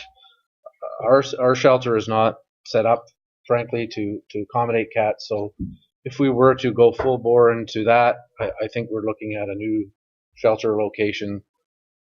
Licensing cats has been successful in other areas, but I don't know that it solves the problem that is occurring down there. So given what I had experienced in trying to license cats in other locations, I found a feral rescue group that is located out of Shelburne, and I spoke to them. And what they will do is they will come over and pick up these 10 or 20 cats. However, and they will work with a volunteer group from the community, and these cats would be picked up, taken away. They would be spayed and neutered. They would be given a rabies shot, and then they would be returned. Now, it would seem stupid to return them, but that takes out the breeding of the cats, and that's the issue, that they breed constantly, and there's more and more, and exponentially you soon have 100 rather than 10. So the other thing is that when they are spayed or neutered and they are have rabies, they're much more adoptable. So people will actually take feral cats in that are properly medically taken care of. And they have information where this has been successful. They are centered out of Orangeville. They work in Shelburne. They also work in Owen Sound. So I spoke to this group. They are prepared to come over and work with the community leaders, many of whom have signed that petition. Work with them on a program that would trap these animals, get them taken care of, and hopefully make a dent in the population to the point where the kinds of issues that are being experienced down there are gone. So that would be my recommendation to you. I think that you would find a cat registry system cumbersome, expensive, and not going to accomplish what you expect it to accomplish down there. So having said that, I am a cat person, but sort of in between cats right now. So Well, we know we can get Maybe you some. could adopt one. Yes. Go, You know where go there are over some. to Palmerston, you can get a lot of Yeah. Wait till he gets paid. Okay. Any questions on Ron? This came from there's a bunch of cats in behind. I know. Yeah, and it's not just there now. That's where it is right now. But Yeah, and that seemed to be where all this had started from. And my concern is and I agree with Bill in the fact it'd be great to pick them up and do what we have to do. But what about that person that has the cat that's out for an hour? Will they pick that cat up, that pet cat that's been pretty good, doesn't cause really any problems, or it's already been neutered and doesn't get out and screech and claw and look for a mate? How do you handle that? I would have, Mayor Bridge, through you, I would have this group come and speak to perhaps a meeting with the staff and some of the key people who signed the petition and go through how that would work, rather than having it come back to council and have to do a bylaw and regulate and print licenses and set up a whole bureaucracy. We could meet out in the field with this group. We could work out a way of funding it in some sort of combined fashion, and deal with the issue about picking up the wrong cat, that sort of thing. So. I think there'll be a way of telling the difference. Like they do this in California. My daughter's got a feral cat, and basically if you bring it in and you can take it, they will do it costs $150 or $200 normally. They would do it for like $25, but you have to adopt it. So I think I like the program this way because I think it solves a bit of the problem. The other problem is we need to educate people not to feed them, because feral cats won't necessarily congregate in an area if they're not being fed constantly. I mean, they're pretty smart. They'll decide that if I don't have to go hunt, I don't have to do things, I'll just come here. And of course that creates that neighborhood problem. As you know, Ron, you have it right there now.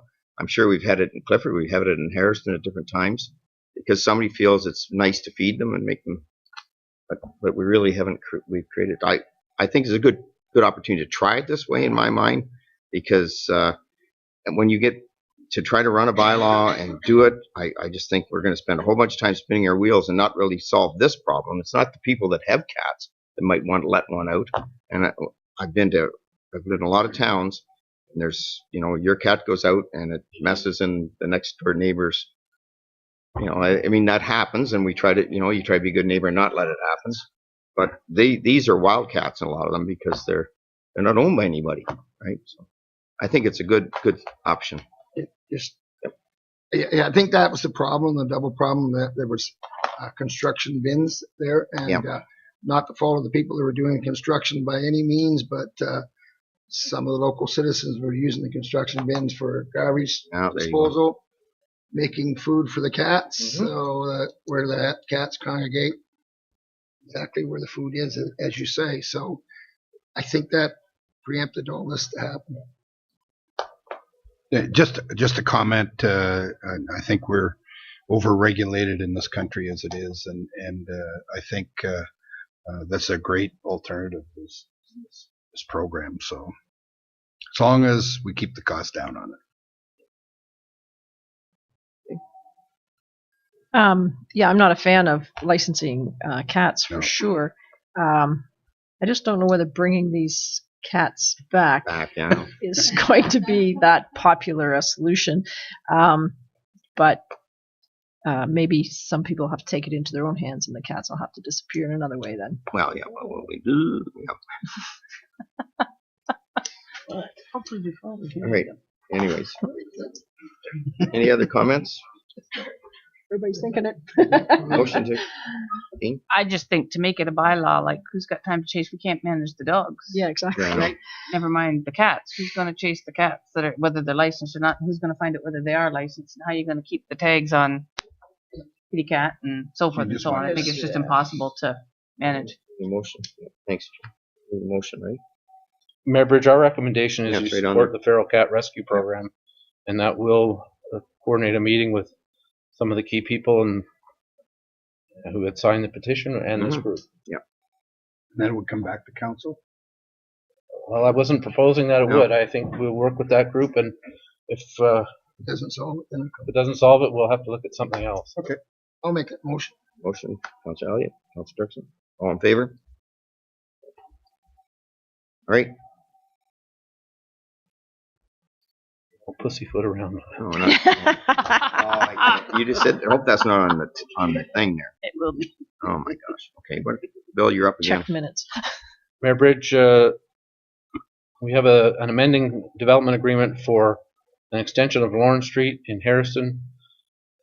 In the report, I recount some of the history of what's gone on in that location. John Moll and Wellingdale Construction have had a series of severances approved. The most recent one would extend Lawrence Street between John Street and Webb Street. Webb Street doesn't really exist legally there yet, but if you look at the map that's on the screen and in your report, it would be the brown area where he would be extending Lawrence Street at his cost. His engineer has estimated that work at in excess of $310,000. Right now, we're still holding some $60,000 or $50,000 in security from earlier phases. So, if council is in agreement with the wording of the amending agreement, we would have $380,000 in security to make sure that the road is extended according to the appropriate standards, and the water and sewer lines go in according to our requirements. He has paid the cash in lieu of parkland amount. He has provided the bond for the security, so we have accepted his cash for that, and he has actually prepared deeds for the land that has to come to us. So everything would appear to be in order, and this would help him meet his severance conditions. The various colors in the map just gives you an idea. What we did is we will acquire the light brown piece, which would be the extension of Lorne between Webb and John. And then before he has any more severances, we would also acquire the extension of Webb Street beside his property and then out to Elora Street. We have actually pre-serviced Elora Street there to line up with that road at the intersection of Ann. so we don't have to cut into our brand new road. So the staff saw ahead to do that, and we would also get other lands in here so that we have at least a complete road pattern. So that's the intent of showing that slide, and the agreement contains clauses to that effect. Questions, comments? Motion to accept. Councilor Dirksen, Deputy Mayor Faulkner. All in favor? I think this tidies it up. It's in there. Excellent. One more. What's next? Oh, the charger. The electric vehicle. Oh, yes. Yeah.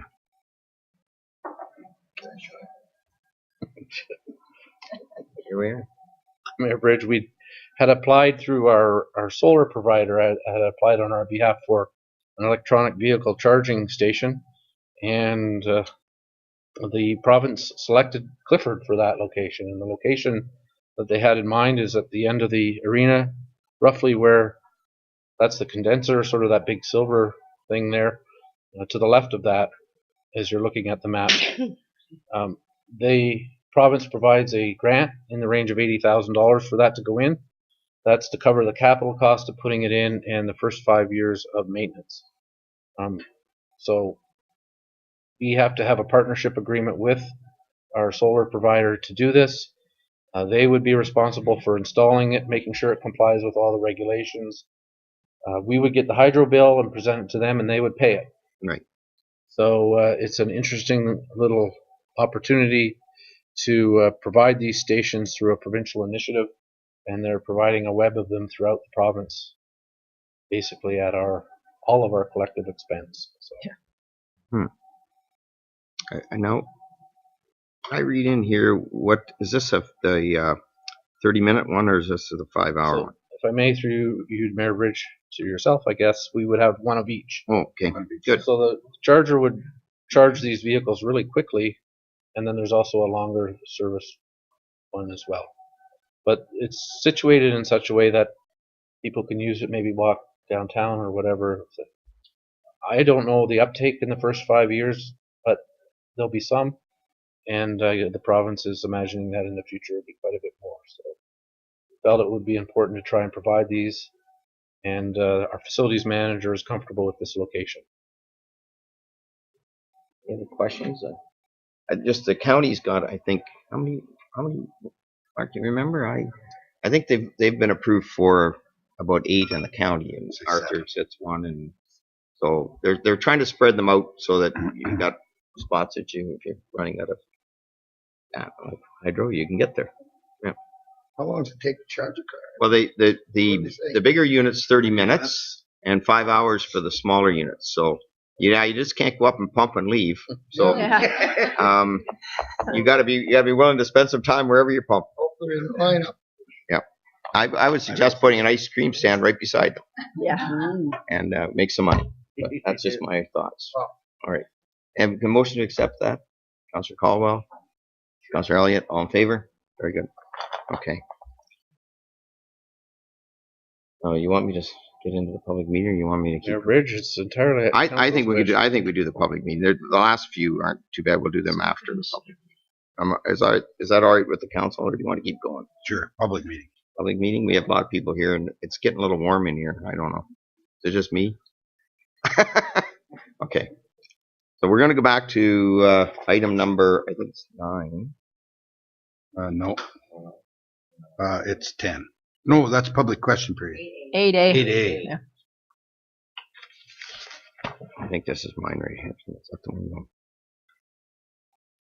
You have 2 or just the one? 2 public meetings? I don't think, do we? Yeah. So you got to go back a little bit. Yeah, I got to go back a little farther. Hang on. Get on this thing here. Oh yeah, first one is the. Okay.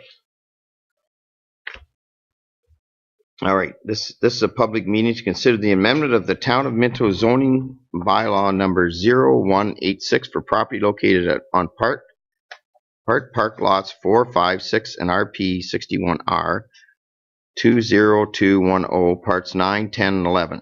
Municipality known as 24 George Street North and 100 William Street, former town of Harrison, town of Minto.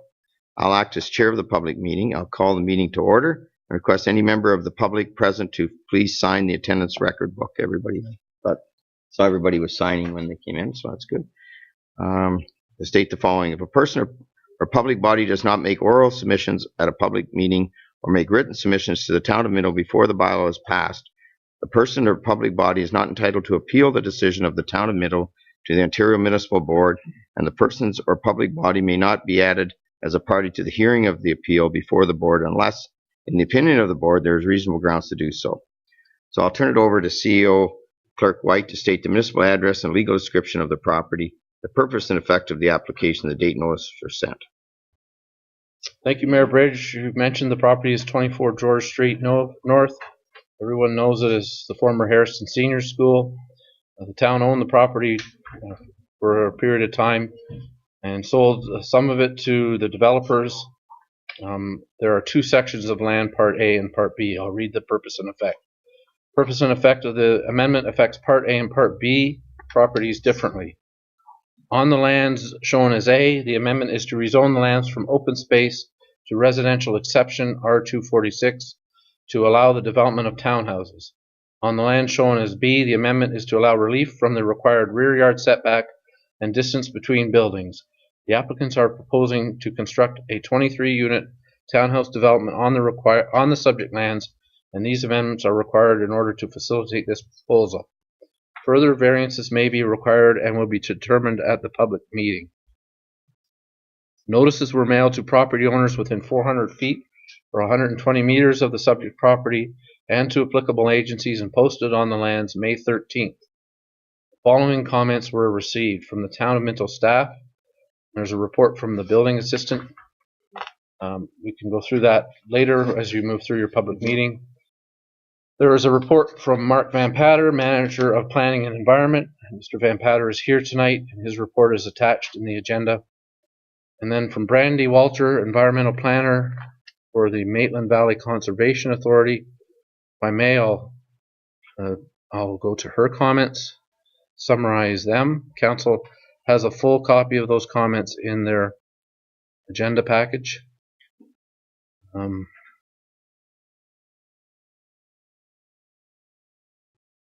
Quite a lengthy report. Yeah.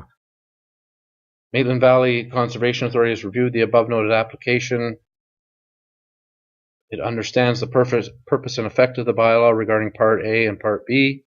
There are no natural heritage features on the property. It is located in the regional storm floodplain, and there is a map of the floodplain provided. A special policy area has been adopted within this area, which is called a two-zone floodplain system. The homes have been designed and have to be designed to be above a certain elevation in order to comply with that. In 2014, the Conservation Authority provided comments on the zoning bylaw amendment that set the zoning for the lands now. They supported that application because they were satisfied with the cut and fill concept plan and grading concept plan provided at that time. The entire emergency access was constructed, or they wanted the entire emergency access constructed as per that concept, and that permits would be obtained prior to construction and site grading. Permits are obtained during the process for the homes that are built so far. They have the concerns that the emergency access has not been completed. As such, the safety of existing and future occupants are at risk because they do not have safe ingress to areas outside the floodplain. The proposed townhouses on Part A are located in the area currently zoned open space, which was reserved for a park and pond. MVCA reviewed the concept plan, and that provided clearances to the County of Wellington for approving that plan. They do not match, the plan does not match what was previously approved for that property. So in order to support amendments, they require a revised cut and fill concept plan, calculations to assess the impact, a revised grading plan on Part A and B, a topographic surveyor to confirm the emergency access is in place. And until they receive that information, they do not believe the section 3.1 of the natural heritage policies of the PPS are met, and it goes on. But I think you get the gist of that one.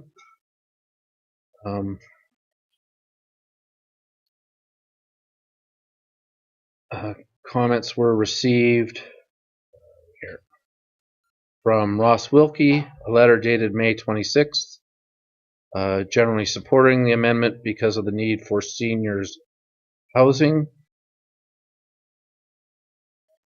I'm going to go to that letter if council would indulge me on that. That's the letter.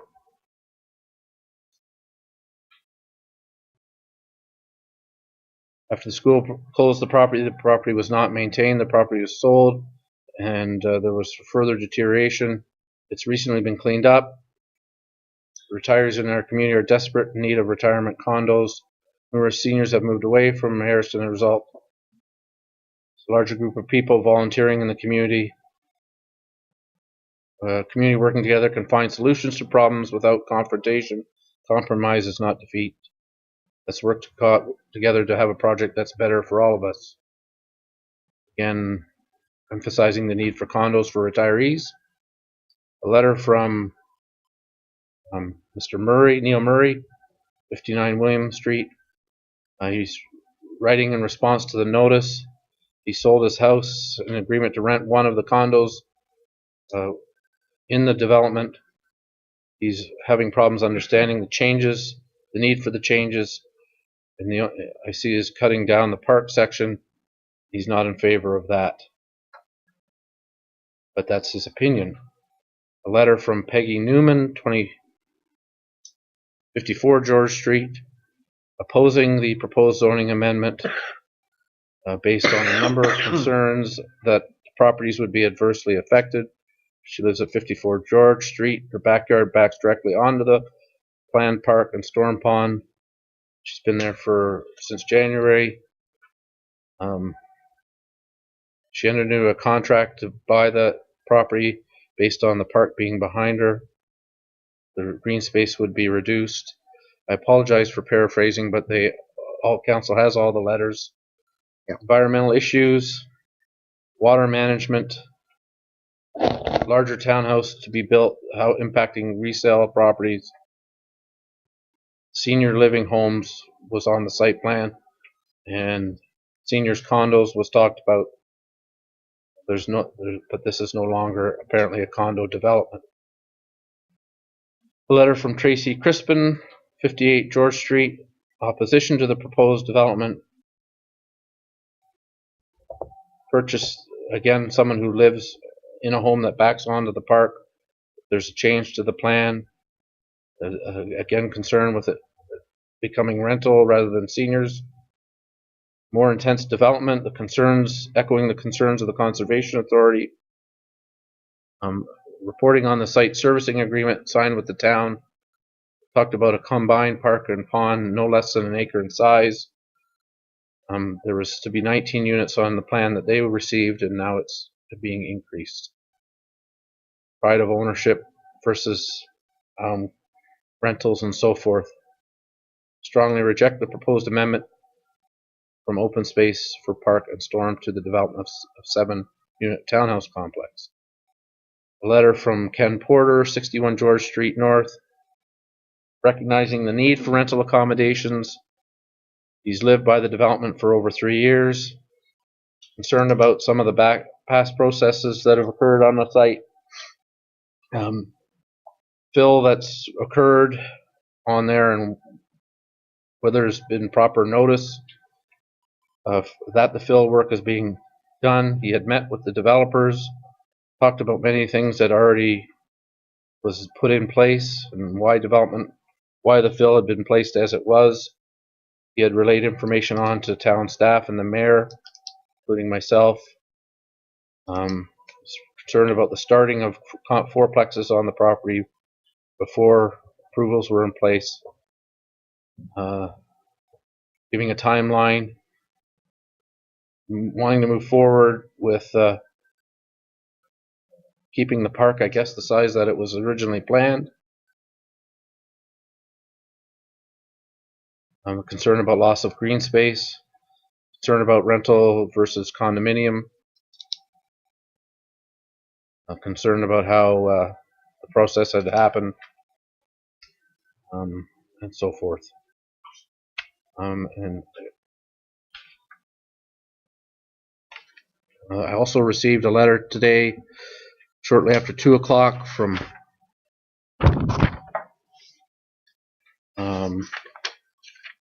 Rolf and Carrie Shuttle of 50 George Street North, indicating opposition to the amendment, indicating that they chose this because of the open space.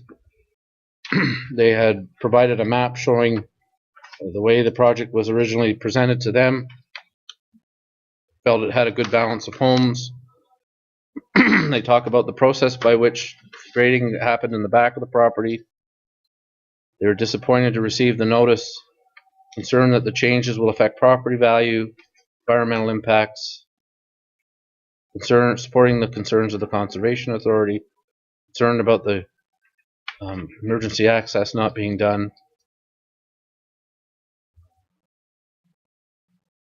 Again, concerns with the reduction of open space. There's a picture of where their home backs onto the development. And they question whether this is where their family belongs. And I have received from the developer and provided copies of that letter, as well as some alternate site plans that show earlier layouts of the site. I did also receive from Triton Engineering yesterday a stormwater management plan, but I haven't reproduced that for all of council. We haven't had a chance to review that or send it to the Conservation Authority. So there is some stormwater information in our possession. I believe that's the essence of the comments. My apologies, I didn't read everything word for word, but the people are here tonight and they can have their say as far as what I missed. Okay. Great. So, start with, we have the building. I usually call him the applicant or agent. Well, I thought, don't you want to do with Mark first? Yeah, okay. Yeah. Right. So I would go with, and we have also the building assistance reports attached. So I start off with Terry. Would you please come up and Terry and Mark. Mark, and then same time. And then yeah. Did you want to come up, Mark, too, at the same time, because you're kind of a joint effort here.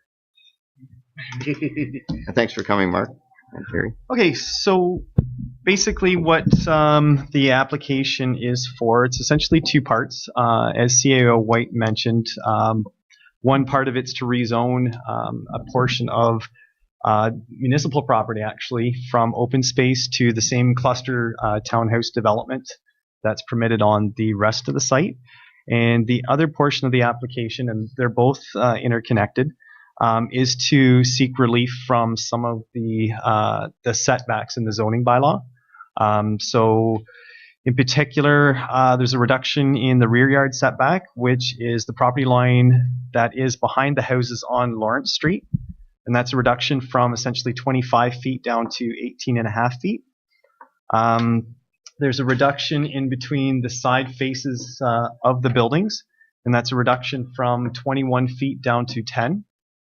There is a slight reduction between the two faces of the building, so that would be the front or the back to another front or back, and that is a reduction from 60 down to 59 feet. And the third is a reduction in the side yard, which in this case is it's behind the building at the end of the hammerhead, between it and the balance of the pond. And that's a reduction from about 19.6 down to 17.7 feet. Staff, we met and went over this. I'll just go very briefly through this. At this point, there's no agreement between the developers and the town for the sale of the property. Council did approve a site plan on the May 27th meeting. However, the construction that has started on the property doesn't comply with that site plan. So we'll need a revised one coming back. The developer, it'll be at their cost to construct any of the infrastructure on the site, so sanitary, water, storm, that sort of thing, as well as grade the pond and direct all the flow to the pond. As CAO White mentioned, we did receive the engineer's report on the stormwater. The reduction in the pond size would still have the capacity of handling the entire site's stormwater, and that would be for a 100-year storm event. And the only other thing we did look into was the amount of parkland that Harriston has, and it does have significant more green space than even our nation's capital, so it's not like we're hurting overall for parkland. And that's all that Stacy and I had. Questions for Terry? Oh. Okay. Thanks. Thanks, Terry. We might hang in there. Yep, sure. Mark? Okay, I guess I'm on. Yep. I have to tell council, my daughter just graduated from her master's program. Her thesis was on feral cats. Oh. Well, listen. So she wanted a job for the summer. So I've been hearing about feral cats for about 2 years. That's awesome. We'll have to read her thesis. Maybe just executive summary. Yeah, I'll just very quickly go through some of the things I have. A lot's been covered already.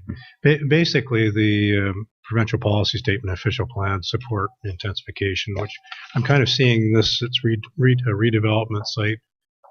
It's got some density in it with the fourplexes and triplexes. They're single story though, so my experience is when you get into fourplexes that are single stories, they're usually fairly nice, and more of an upscale development. They're already zoned. The property's already zoned to allow the cluster development. Really, what's happening is we're considering adding another chunk of land to it, which used to be the stormwater, and adding another building to that chunk of land. And we're also looking at trying to identify deficiencies to the zoning bylaw. So that's kind of the two main purposes. In terms of the neighboring properties, there's an error in my comments. I made a site visit tonight and realized that 3 or 4 of the dwellings on George Street are single detached dwellings. There's one semi-detached dwelling, so that's wrong in my comments. The other neighbors to the, I guess it would be to the west, or to the east and to the north roughly, they're all within the single detached residential category. In terms of intensification, the official plan sets out a whole list of things that can be considered, but in this case, as I mentioned, we're dealing with single story, so a lot of those impacts aren't going to be felt for intensification. I do appreciate what the neighbors are saying on George Street, that we're expecting something different, so I guess that's a side issue, between the developer and the applicants. The stormwater management, we've got the letter from Triton saying that things are looking good, and that probably should be forwarded to the Conservation Authority to see if the Conservation Authority can be satisfied. In terms of the deficiencies, I don't know, Terry, did you cover some of the newer ones too that I found? Yeah. So there are a number of deficiencies. The site plan needs to be updated. The site plan really doesn't deal very well with setback distances. One of the issues is the definition of in the zoning bylaw. The rear lot rear lot line's one behind the front lot line opposite to it. All the other lines are side lot lines. So the line that goes kind of like this is a side lot line. So they need to have the distance to any building to that line for us to be able to tell whether they're deficient or not. I don't think I have any concerns with that, but I think they need to update the site plan to deal with that. And I haven't provided a draft bylaw because I figured things were in state of flux still. The town's still got to decide whether they're going to sell the property, and then the stormwater management's some movement on that, but we need a better site plan. Any questions for Mark? About your report, please. Pretty thorough. Okay.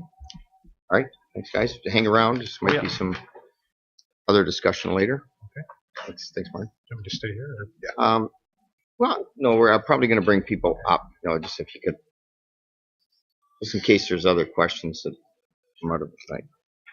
So now we're going to ask for the applicant to provide comments regarding the proposed amendments. Are you guys coming up to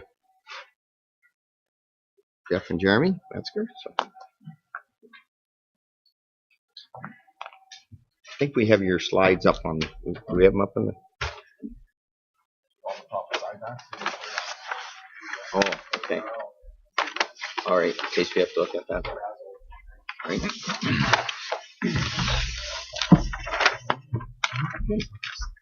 Yep. Jim? The first thing I'd like to start with is the setback, why we're applying for that. The reason for that is when we sent all the application in, we had all the buildings on there with the Maybe it might be on there. There you go. All right, a little closer. Okay. There.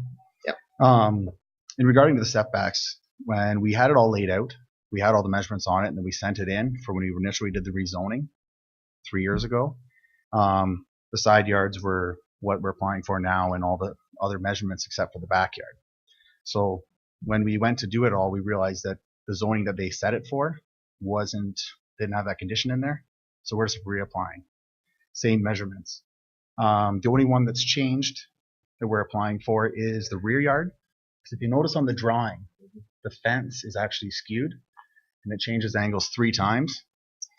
So instead of making the existing people have issues with their fence or their buildings that are on there, by reducing the setback, we don't disturb them and we can carry on.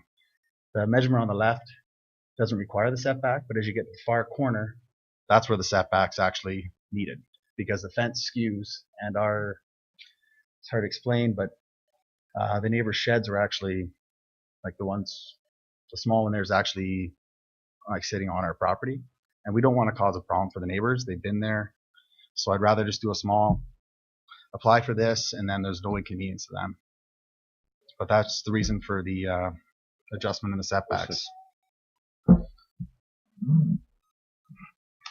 Like Terry's already mentioned, before we even considered this plan, all the plans before were concept plans.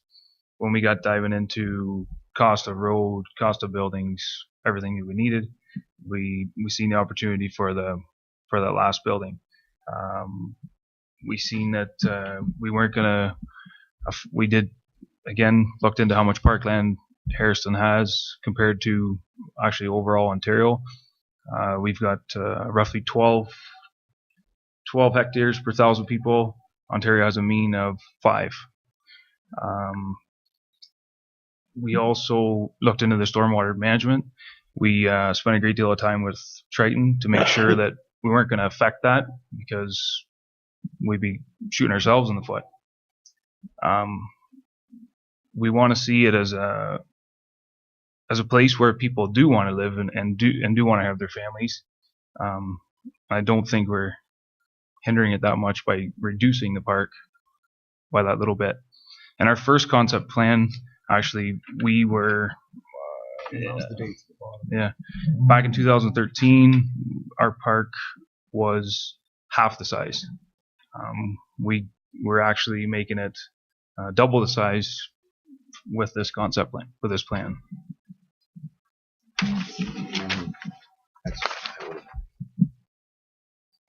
the present.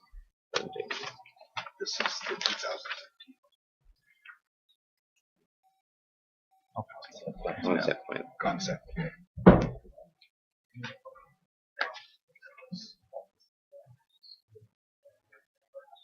Correct. That's the same as this one.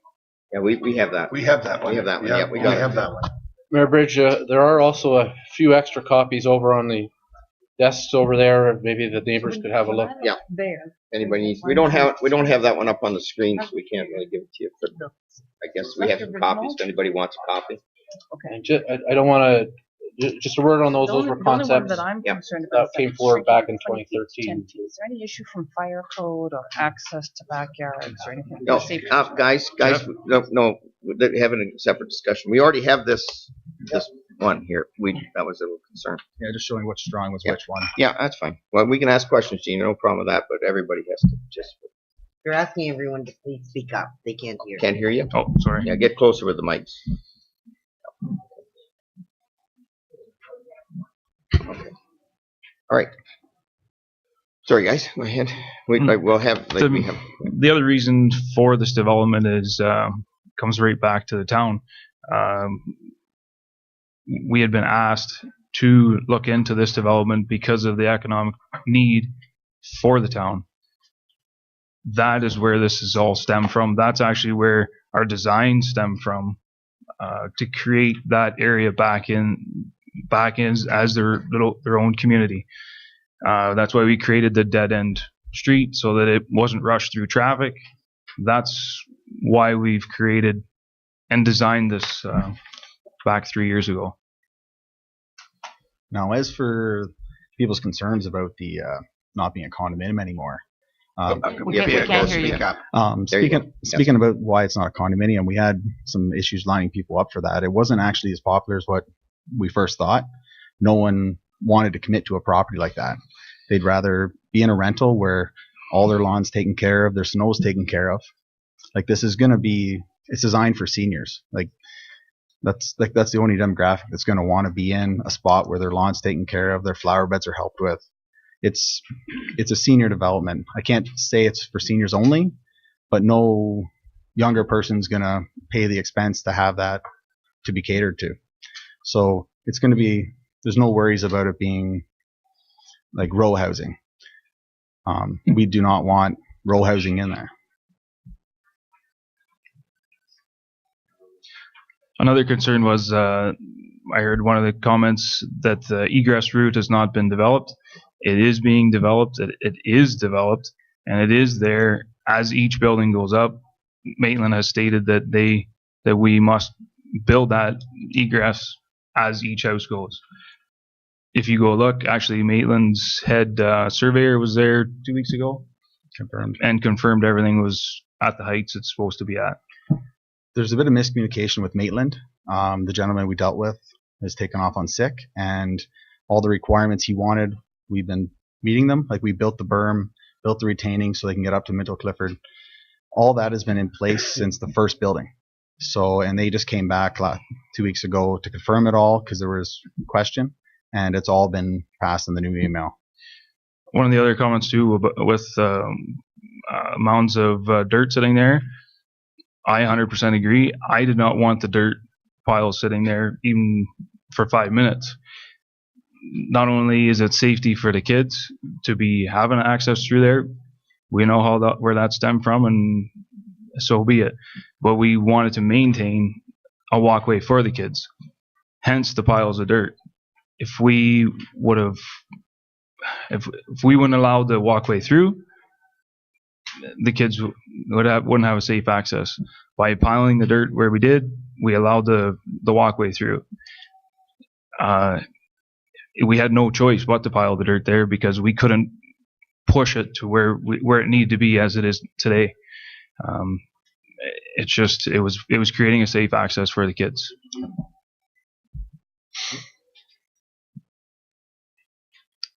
I can't think of. Was there any more questions? Well, we'll go to questions now, guys. Any questions? Gene? No. So I was just seeking clarification on the plan because the first one showed 4 buildings and now we've got several but. Yep. So Yes, they were 5 plexes, but the design of building 5 plexes ran into complications, and the people would like 4 at the most. Okay. So that's why it's changed from 5s down to 4s. It's a standard building. It's the same as the other ones being built in the area now. Okay. The other thing that increases too is everybody wants an end unit, so enhanced living too. You end up with a few more end units. And then the only setback that really concerned me, like a foot here or there, but the ones in between the buildings went from like 20 feet to 10 feet. And I was just a little concerned about the narrowness of that. And depending on what you do, like, I don't know if people put up fences or they're going to put, is there going to be a walkway? Is there a fire access issue or anything like that? With 10 feet, it's not a great deal of space to work with. So if you look in any development, if I was to put up 2 single homes side by side, I could build them 8 feet apart. Okay. Any other questions? Actually, I could build them 3.9, so less than 8 feet. Well, hopefully not. Hopefully we won't go there. We will, no. Any other questions? I'm sure we're going to have some questions from some of the neighbors. So you want to reserve yours? I just want to. Maybe I can talk about this now, and it was a direction sort of from this council to try to find properties that we can do some senior development. I give you credit for that. I mean, it's tough because it was sort of direction from this council that we would find that, because as pointed out, I think in Mr. Wilkie's letter, we were losing residents that had spent their whole life here, and then they couldn't find a place to downsize into. And I use my mother as an example. She probably wouldn't have had to go into Royal Terrace. She likes Royal Terrace, but she could have, if she had another place for a few years, she probably would have been able to go to a unit similar to this. But we didn't have them. We do have them in Palmerston, Councillor Elliott knows, and they do really well there. And so you are kind of following some of our direction on that. I understand that. So I'll give you that. And I'll hold on some of my other comments for later as far as the walkway. I kind of agree with that. I don't know where Maitland's coming from that. I mean, I think you're doing that as the way they should, but we'll talk about that later. Anyways, maybe if you guys want to go back, and we'll ask if anybody wants to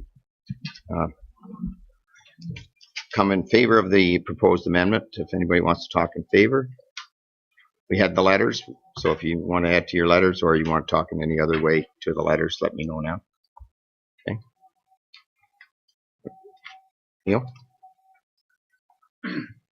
My wife and I. Yeah, you have to go to the mic, Neil, because you'll be on television. This is your opportunity. Yeah. My wife and I have a problem. We've been working on this since day one. Yeah. And we now have sold our house. The work is stopped, and we're out in the street here. Oh. No. You got her. Yeah. So my point is, why all this hold up? This is the third or fourth change, and I can't understand all this fooling around, and we need it done. Well, we appreciate the time commitment, the time sensitive situation. Yeah. But when you change anything on a site plan and you go through new zoning, this is the process. I realize and that. everybody has I to realize, but I'm saying Yeah. in our point, Yeah. it's getting a little bit touchy. Mhm. 5 months. Okay. Thank you, Neil. Any wishing to comment in opposition to the proposed amendment? We had some letters. If you want to add to anything, this is your time. And you just come up, state your name, and where you are, probably. Yeah. We know, but I mean, it's for the viewers. Mayor Bridge, members of council, CAO White. I'm Ken Porter, and I live at 61 George Street North. And I've lived there for longer than 3 years. Okay. CAO White. I put up with this crap for 3 years. So anyway, my letter,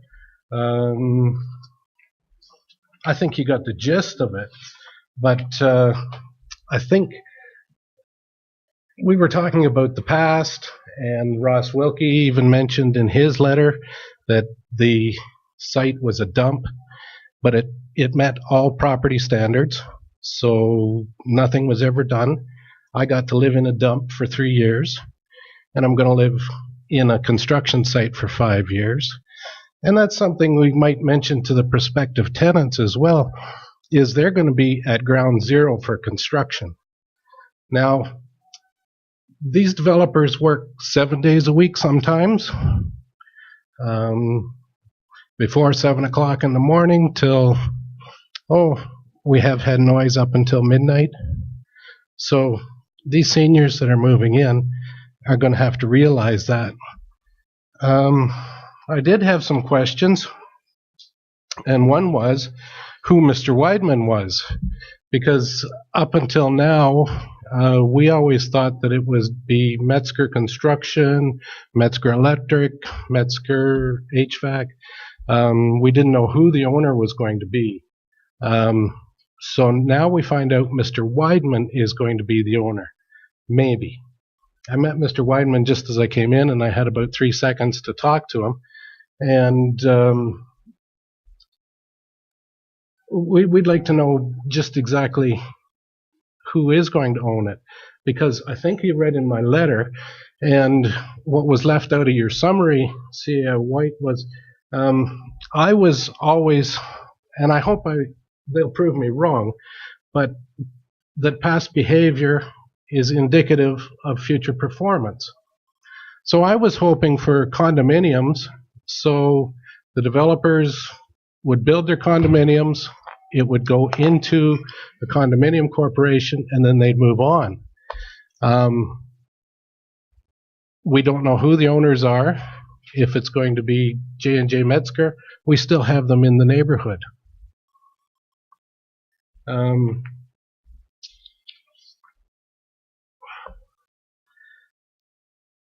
Now, what makes these seniors accommodations? It looks like, and we don't know just exactly what the plan is going to be, because the footings that are put in now, they don't match that plan at all, and they don't match the original plan. It's a plan I've never seen. So, and they were started, no permit, no building permit. Who puts up $100,000, like buildings worth hundreds of thousands of dollars without a permit? Who fills in property that doesn't belong to them without a permit? It was filled in before your May 17th meeting, before anything ever happened. So it was just an idea, but all the work was completed already. Where's the oversight? Is it the town? Is it the engineers? Is it Maitland Valley? Wellington County? Where's the oversight? How can this happen? So I think in my letter, I just said, why don't we stop, take a breath, find out which plans we're working from, and nobody can tell me right now what plan we're working off of. They graded that pond to a plan that didn't exist or wasn't supposed to exist.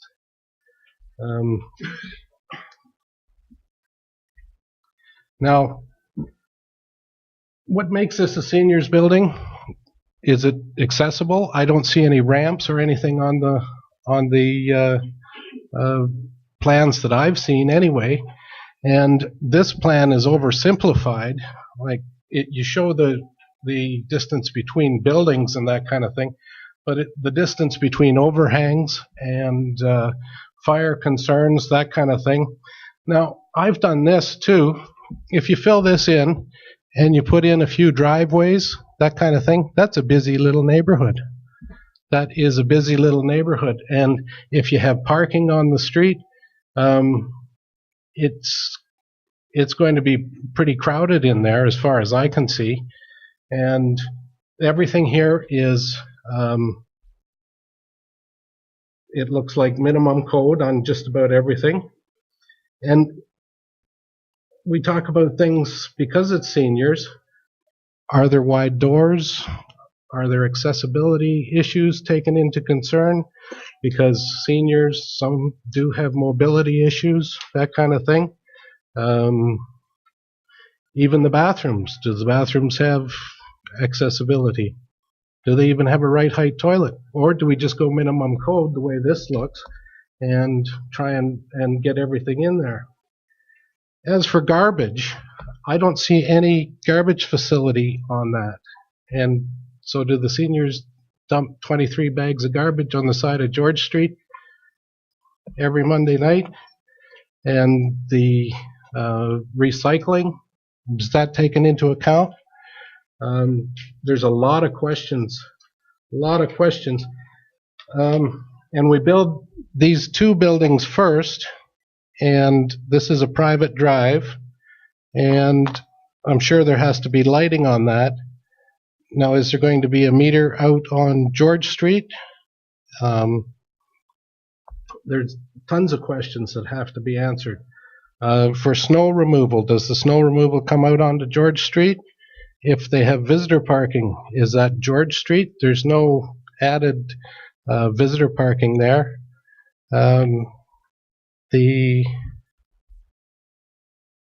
Most of the driveways would be just about 2.5, 3 feet longer than my car. So if they had a pickup truck or that kind of thing, they wouldn't fit in a driveway like this. There's just been so many details overlooked, and we've rushed to get these changes in place and get some rental housing now that it's not condos. I see Mr. Wilkie in his letter, and was mentioned here that it'll be upscale, so we don't have any poor people coming into the neighborhood. So it's got to be people with money. I mean, really, do we want to be discriminating against people that can't afford it? Maybe so.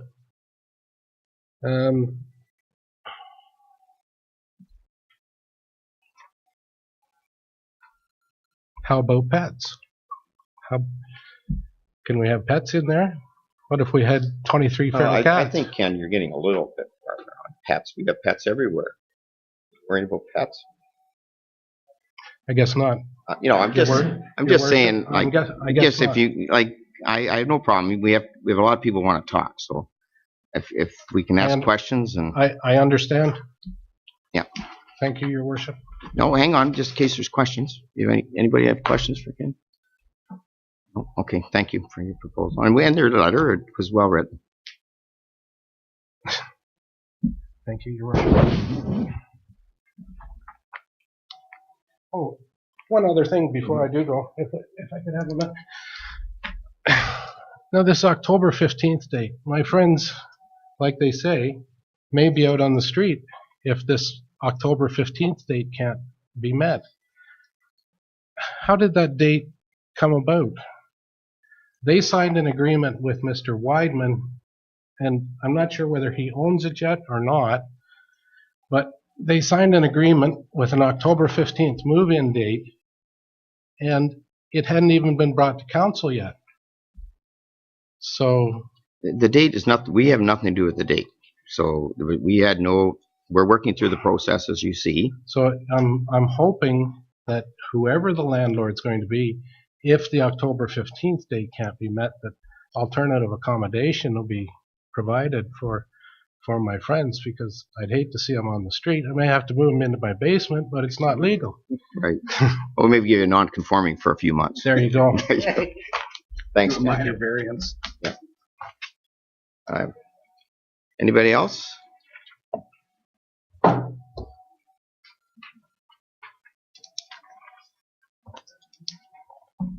Hi. My name is Philip Rowden. I live on Lawrence Street. And really the only concern I have is the closeness of the property to our backyard, and the level of privacy that would be between the seniors and our house.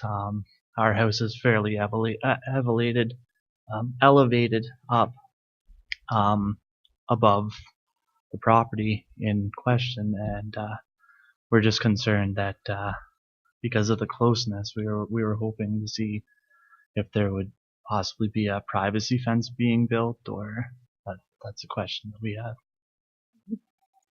And that's really the only objection that we have. Okay, thank you. Anybody else?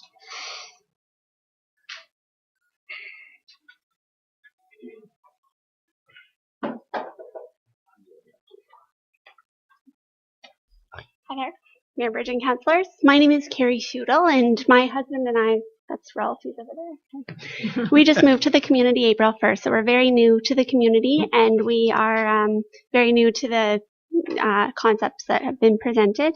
We were very disappointed when we received the letter from the municipality stating that the changes were being proposed. When we purchased our property, it was a very fast close for us. We sold our other property in our other community and had a very quick turnaround time to find a place to live. And we were having difficulty finding a place to live. We looked at several communities. We looked at several different kinds of living communities. We looked at Listowel, where there's a lot of new development happening there, and lots of row housing, lots of town housing, lots of single family dwellings. We've looked at Elmira, which has been booming. If you've gone through there, they have their whole birdland expansion, and there's a lot of properties there, a lot of nice places. When we initially considered Harrison, it wasn't high on our priority list. It wasn't the top of the list, that's for sure. But when we actually took the time to look here, we were actually very happy with what we saw when we took the time to tour our property, which backs onto what's currently the open space, but will be proposed to be changed. It is what sold us on that property. We bought the property understanding that that open space was not going to be developed. We were aware of the cul-de-sac development behind that. But coming from a rural community, a rural setting, this was something that really hit the spot for us, and it sold us. And as we got settled into the community, we have felt that Harrison has been a wonderful community for our family. We are very pleased with the neighborhood, an outstanding community. We have found ourselves actually in a position we didn't expect. We thought we would have a lot more grieving from our rural setting to the town life that we decided to come to. So when we received the letter, we were heartbroken and disappointed to hear that what we had purchased our house on, the concept, which I put in the letter, I apologize for the tardiness of the letter, but what we had put in that letter in terms of the concept drawing, that was at the site when we drove to the property to look at it for our first viewing, and that was still up when we purchased our property.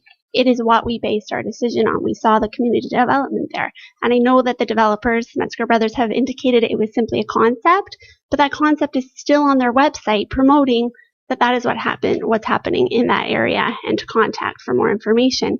So I have a real problem with a concept drawing versus an actual site plan.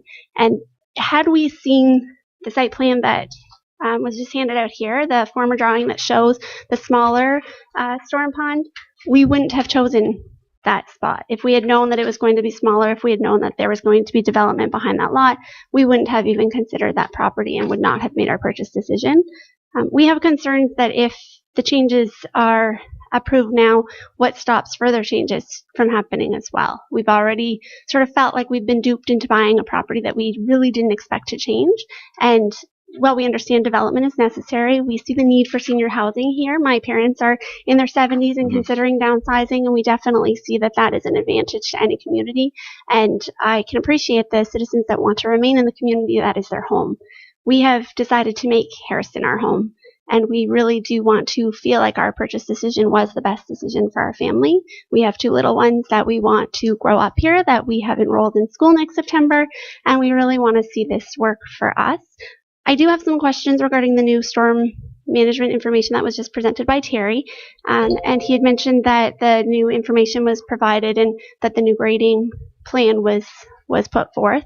My question refers to the fact that we are already an existing property and how this affects our grading. We have been privy to information that potentially our grading is not where it needs to be based on the new plans that were put forward.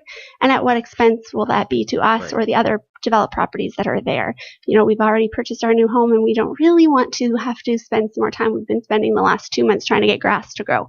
And as you can imagine, with the weather we've had and of course the extra water bill we'll have from trying to water it, we really didn't foresee any more expenses in that case, and we would like to eventually put up a fence, and this kind of puts a halt on all of our future plans. And at what cost are we going to have to pay more to have that done? And do we have to look at stopping what our plans are in order for that to happen? Questions? Harry, did you want to that for a second? All right. With respect to the grading plan, I haven't seen an updated grading plan yet. It was just the stormwater management report that there's sufficient capacity there. The grading does have to be verified by the engineer. It would be the developer's responsibility to address any deficiencies that were noted. So the elevation would be based on that emergency egress that's across the back. So that's got to be obviously done right. And then the grading from the houses are to slope to the back to drain into the pond. So it would be the developer's responsibility to ensure that was correct. And see, that's where I guess I'm feeling questionable because our builder was not, in fact, the developer.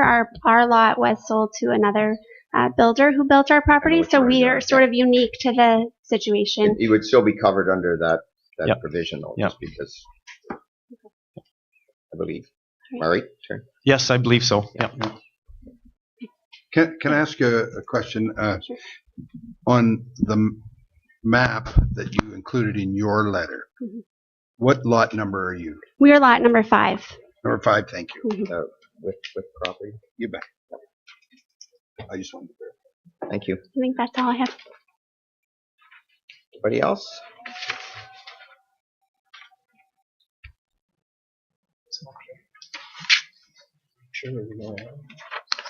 Nobody else? Oh, there. Okay, sorry. Tag team. Sure. My name is Tracy, and I live at 58 George Street. Right. And Peggy Newman, 54 George Street. Right. I guess my main concern is, again, when we were purchasing our lots, it was based on the pond and the park that was going to be in the backyards for the kids. Again, we both moved from rural in, thought it was going to give us everything we needed. My lot will be... Which lot would you be just other than that? It's right there. Oh, it's right there. Oh, here we are. Number Gotcha. 4.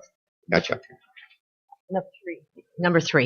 Number 3. Which one are you, Peggy? And Peggy's number 4. 4 beside her, 4. so 54 on the photo. So mine was the first one built. Right. So in fact, now when I would look out before, I would have green space behind the house and the park over to the right of me, looking at the back of my house. If they went ahead and potentially put up the 7th building, which we're calling it, would not only face the back of Carrie and Rolf's house, Right. I would look off my back deck, cross Peggy's lawn to a wall, whereas that was supposed to be a park. So I have 3 kids, not that they're going to all be out there because they're getting a little bit older, but it's nice for them to be able to run out and play, and the kids from the community to have a place to play. My main concern is we started with 4, which is amazing. That's great. I'm all for seniors. Again, my parents are also getting there too. So, but that provided 19 units, and now we're going to cause all of this, cause delays to the people that have already committed. And they were committing at the same time I was starting my build, which I moved in 18 months ago. So my build was started almost 2 years ago. So they were making those plans then, based on the 4. Those people had all purchased. At that point, we were told they had purchased, but they had gone into an agreement that they would live in these 4 units. And that's what they chose from what they were given the opportunity to take, not potentially we'll have 7 buildings. But we're only gaining 2 units, 2 more rental units when you add up them all from 19, right? Is that correct? And we're going to 21. I thought it was 23. Or 23? but I might be Okay, so wrong. we're getting a few more for delayed for the people that have already committed.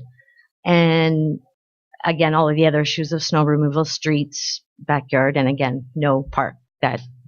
In sense, the community, the first time it was approved was based on that park being there. So basically, okay, you will get your permission, we'll give you a park, and then we're going to take it away after we've already started. So my question is it really necessary to delay these 4 buildings from going in when that seems to be already approved to let's start the process now with people needing to move in October for 4 more units or however many it's going to be? It's not a whole lot of extra living space.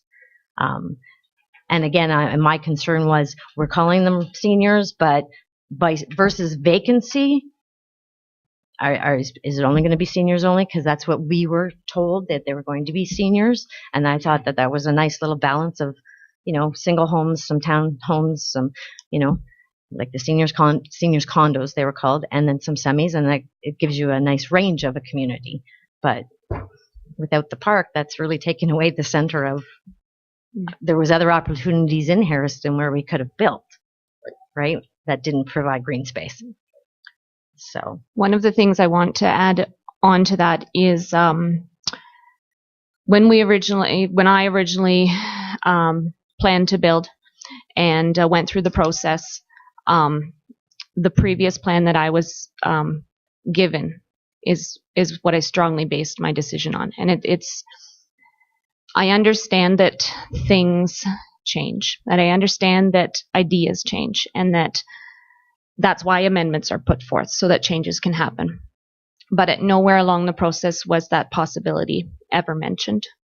It was really kind of presented to me as this will be what it will be, and it's disheartening to have to, and that's why we go through this process to voice how we feel about that. But it's disheartening to have put your future thoughts into what you will be getting. And I know there's construction going on there now. That's part of development. But you try to look past that, and you know what you signed up for and what you planned on. And now it's majorly changing.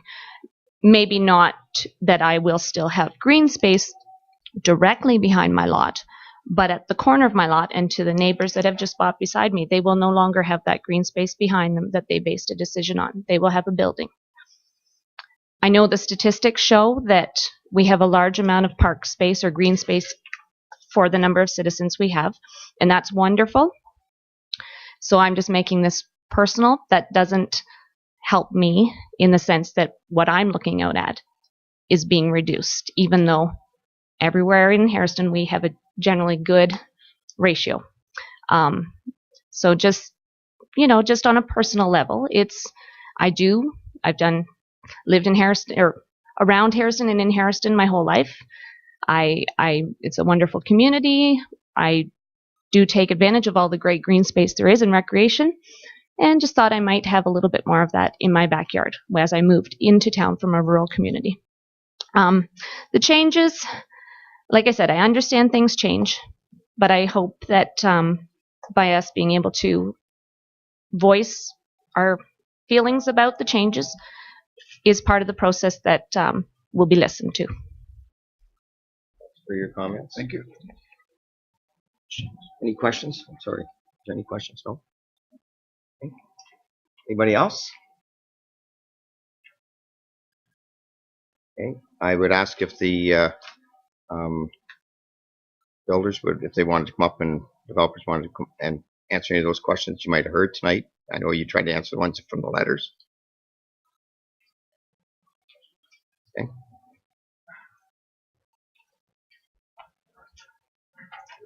Right there. Once again, can I ask you to speak up very loud? We're in the rebuttal. Yep. Yeah. So if you just, you heard some of the comments, and if there's something you could add. Which questions would you like to answer? No, I think just up to you. If you heard anything there that you might want to speak to, you kind of did that earlier with your comments, but if there's anything new that came out. Just to reiterate on the elevations, like I say, Maitland Valley was there 2 weeks ago with their head site surveyor, planner, whatever you want to designate him as, to confirm that we are at all our benchmarks as far as where the egress is, where the bottom of our slabs are, where the bottom of our opening windows are, because we are heavily mandated by them to meet their requirements. In fact, the first two buildings that we did, 58 and 54, we had him site them so that we knew they were right. We had him re-site them after we poured the foundations. They re-sited the walkway, the egress way 2 weeks ago to make sure that where that is at. So yes, we are required and will maintain those levels of the egress and of all of our buildings. The drawing that Triton has prepared for us does show that. Unfortunately, it's pretty small to read on there, but it does address all of the elevations. And like I say, we will be maintaining that. The picture up there is kind of misleading on how large the space is actually taken back. It's quite a thick red line there. What you also have to take into account for is there's a 3 meter setback for the walkway. So the property is not really going to be like there's 3 meters plus there's the backyard setback that is the full size on that last one. There's no restriction being done on that. So there will be there still is a large space of backyard there, so it won't be taking away You're a talking view. on Lawrence Street or on No. On George Street. So if you look on the back of lot 5, and I understand, I can sympathize with the couple that just purchased there with the green space behind them. About half will be covered up. The full piece won't be covered up with a building. Again, with Tracy and Peggy, I do sympathize with the concept design. And to us, it was always a concept design because we were mandated to meet road widths, fire hydrants, wherever we can and can't put buildings. We're mandated to put things where we can and can't. So it's taken 3 years to come up just with this design to make it actually work. That in a nutshell.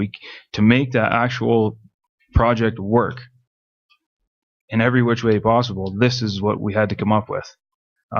We tried to keep, the reason we are applying for those minimum setbacks is to keep that last building as far to, I guess, the south as possible. Mm-hmm. If we didn't apply for the minimum setbacks, it'd probably be pushed into lot 4. Through you, Mayor Briggs, but we're talking two separate issues here, right? Oh. We're talking the setbacks, which I totally understand, and the 60 to 59, all that kind of stuff. And then the second issue, correct, is the town property that you want to purchase so that you can put another building on. So correct. The way I see it, we got 2 separate issues. Is that correct? Yeah. Yes. Okay. Yeah. Like the rezoning is straightforward. It's how it was what was laid out originally. It just wasn't put in as a sub character of the zoning. It was on the measurements. It was all done originally back in 2013. The zoning is already established, and that's what it is. It's to make it fit and line up without disturbing the neighbor's fence line and their sheds. Yeah. So all that's straightforward. That's the setback. So that one's Yes, straightforward. Sorry. Yeah. And just a question. I can't read it. My eyes aren't that good. But what's the distance from the edge of the new building, if it goes in, to the lot line that of the neighbors that have it right behind them? How many feet is that? I brought the big drawing just so I could actually read the small Yeah. print, but it's behind you. 40 feet. 40 feet? Okay, so it's 40 feet. And what's the height of the actual building going to be? Do you know offhand? 8-foot wall with a 512 pitch, or probably, I'm going to guess at 13, 14. Yeah, so they're I'm low guessing. profile yeah. set back. Okay. All right. I just for my purposes to get the concept and what unfortunately the neighbors are going to see behind their property, right? It's hard to tell. Right. Their homes will be the Right. same height or higher than these seniors' housing. Ken, did you have a question? I just want, I want to give everybody a chance, but It's just confusing why they're showing that plan when the construction doesn't coincide with that plan at all. Well, The plan, because the plan that is, when you have to apply to council to be on the agenda, you have to submit the plan. The plan has changed since that time, but only from that duplex moving to the opposite end. So when you come around the 90, there'd be a fourplex, and a duplex. There's no change in the amount of. well, you're talking. There's the plan up there now. So what are you saying? So when you. Plan isn't actually the plan. Well, Ken, he's trying to explain that. Let him explain that to you. I don't know. I'm just asking him. He's going to explain. So if you're looking at the drawing, when you come up the road, it shows a duplex in the far right corner. Reverse that duplex will be on the far end, closest to the hammerhead. It'll come in. You'll have a fourplex, and then a 2. So all they've changed is the order of the property. The order. There's not a change in the amount. I didn't know. That's why it's a good question. This was only to have the building that we started on our property because we have 8 agreements to start, and I want to start on our property before I started a fourplex on other property until this was settled. Except you realize now you shouldn't have started that until you got the site approval, which is why we stopped it. Which is our misunderstanding. Yes. Right. And so that was a misunderstanding, and we stopped it. And now, so what you're saying, Ken, is right. That's flip flopping. But they haven't got the site plan to us yet, the final one. And so that's why we're having this meeting, right?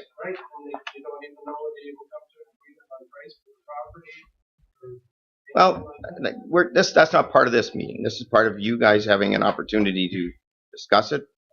Okay? And then we still have to deal with the site plan and all the other stuff that has to come in. We still have to look at the drainage and all the other things. Yeah. Okay, yeah. I have two questions. One, we're told that emergency access to the back, that's all graded properly. Yes. So 3 hours, 2 hours ago, I was talking to Mr. Metzger, and he brought up to me that all our site grading is wrong, we would have to add 200 bucks. That doesn't quite jive with me. The other point is... So I'll answer your first question.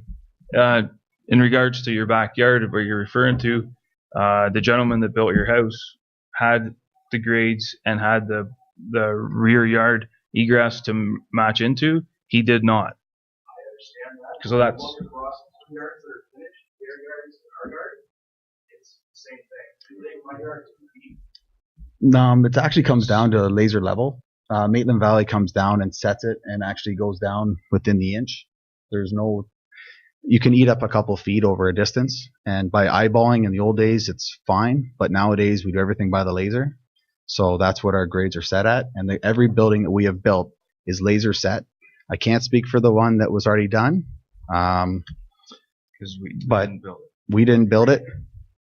The other two are set. They haven't settled at all the issues there. I can't. Well, there may be settling, but I can't. I spoke with the owners about that, and I said if there's any settling, I will take care of it. I can't control that, but I said I will take care of anything, and that's why I said I'd take care of your lawn if there's... I already told them the grade might settle. I said the grade's set. It's been set by Steve 3 years ago, so I can't go below that.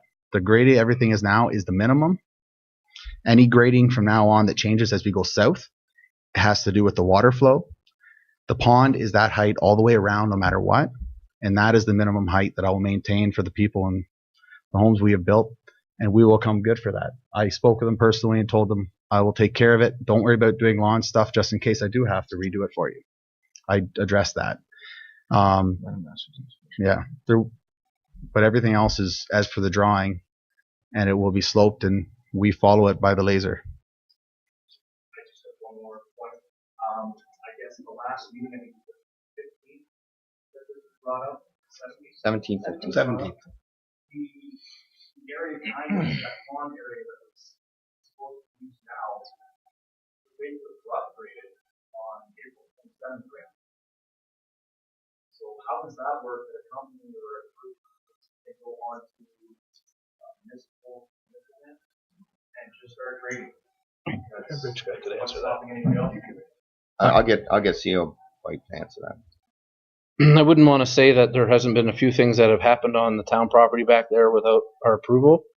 But as far as grading that land, it was is a requirement that the developers, rough grade, bring to level, topsoil, and seed that park according to the approved drawings.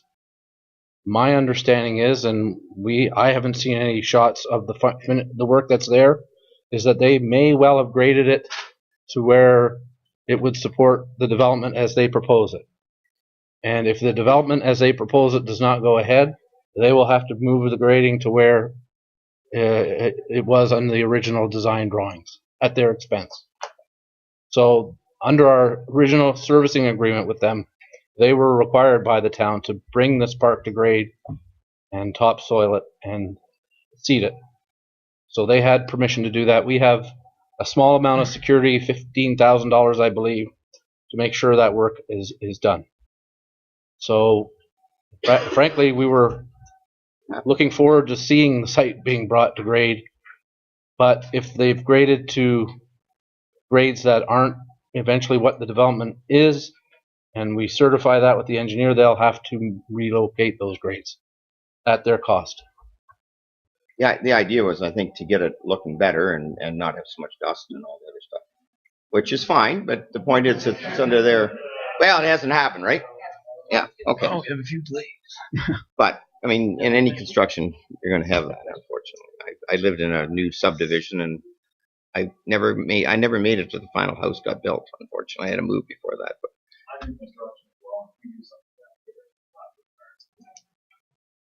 well, as I say, I just want to be clear that that is a requirement of our agreement with them, was for them to do that.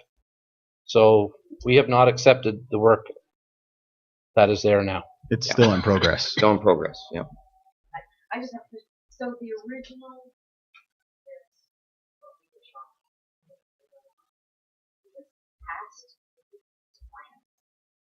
Which one do you have? It's a the original one with the park. Lots on George. Mayor Bridge, if I could, Yeah. if I could explain, the park is still owned by the town. Yeah. So that boundary was where the boundary is. So now we have, as of a few weeks ago, a proposal to change that. But the whole park design, that was what we agreed to. That was what the zoning in 2013 was set to do. As for the layout of the seniors' work, that was a concept So on their property. you don't actually have to have a plan and have it finalized before you start stuff. Like I guess that's what I'm saying is, got 4 built here, got 2 units sold, and people have to move in. And that wasn't even a plan. Saying that they're going to live there. It's not set in stone. Like when you develop something, I thought that it had to be, that's it, this is what it is. That's it, you do it. Mayor Bridge, just to answer that, that is absolutely correct. The variable here is the developers wish to use land that they do not own. So they are still in the concept stage from their perspective. If they hadn't changed that, then they would not be allowed to build any seniors' homes or put any footings in until a full site plan came to this council with landscaping details, lighting details, curbing details, garbage storage details, So all that's those square things. one. I get that.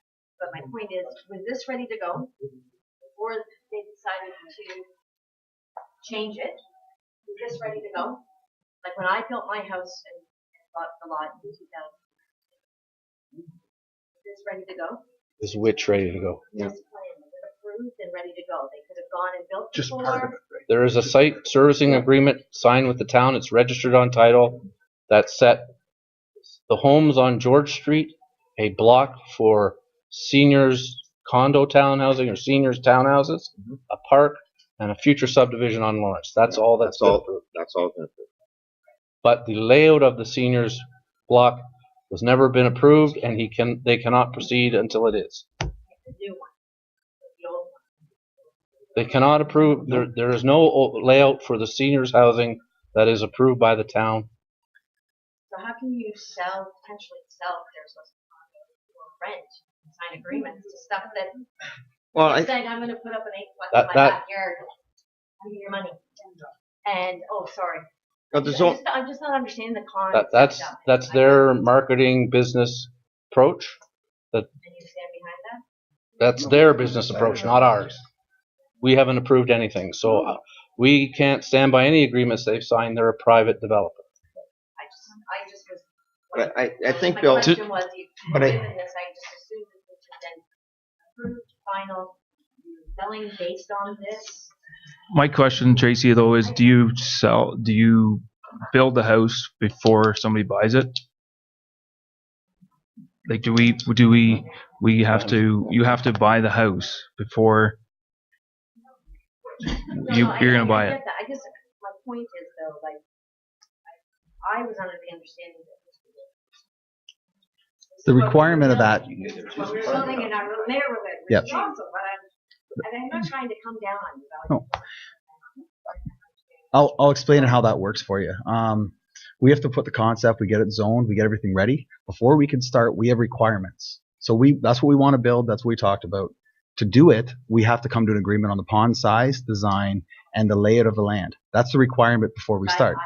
So that's the only, so it's zoned, yeah. So then all we have to do is do the agreement, and then we move on from there. So that's why we have to get the pond, and then once we have the pond and the layout of the building, then they approve it, and then you can move on, or you redesign it again. No. Gene?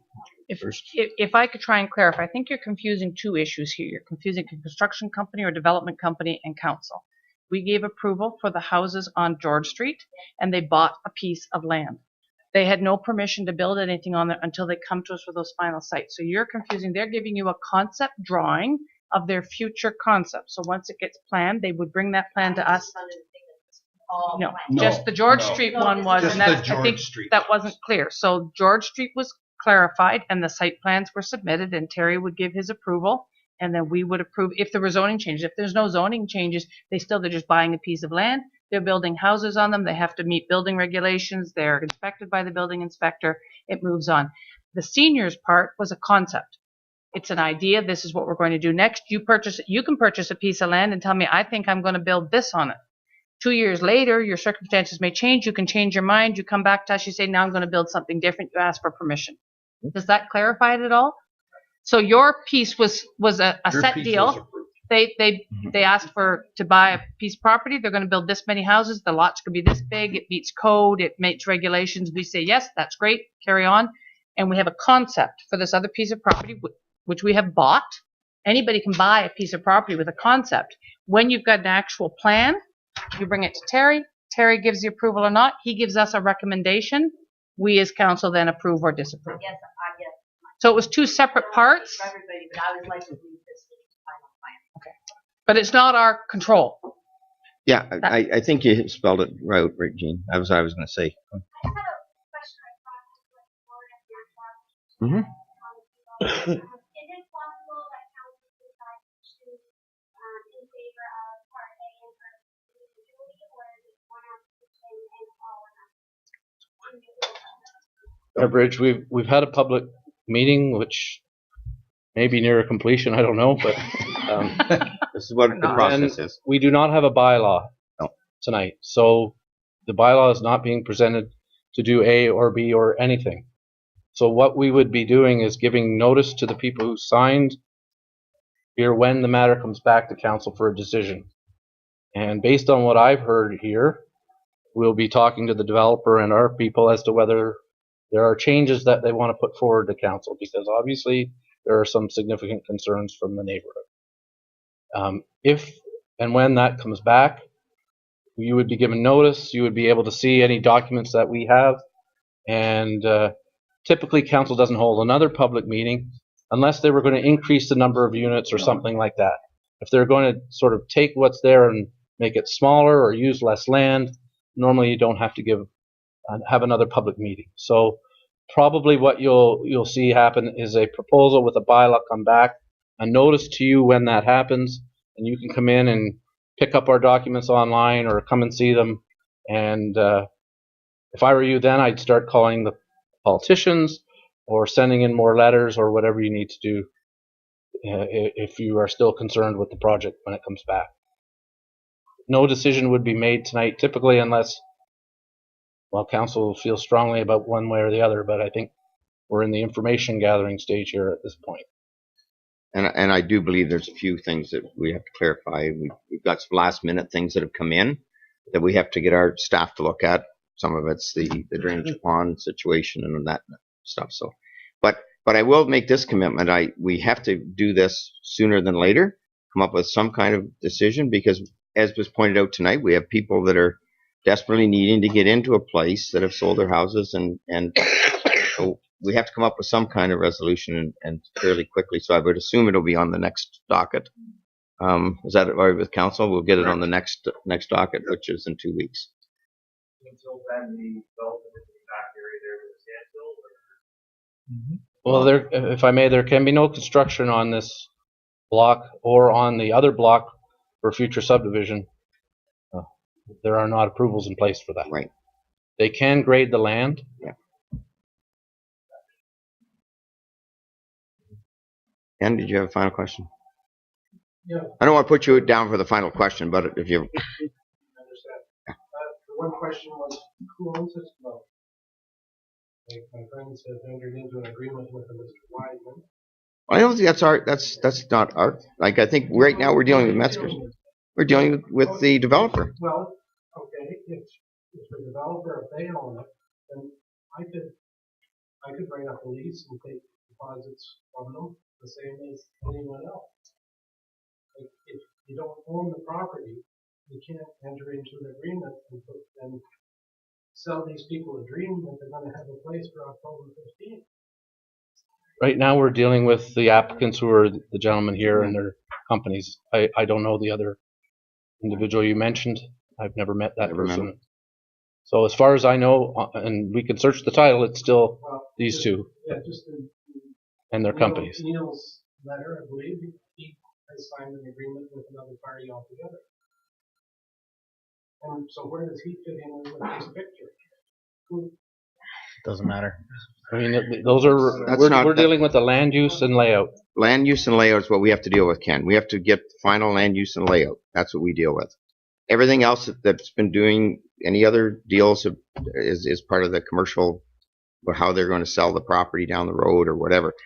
That's not necessarily up to us. Okay, we have to deal with that. Otherwise, we get into private enterprise, which that's not our mandate.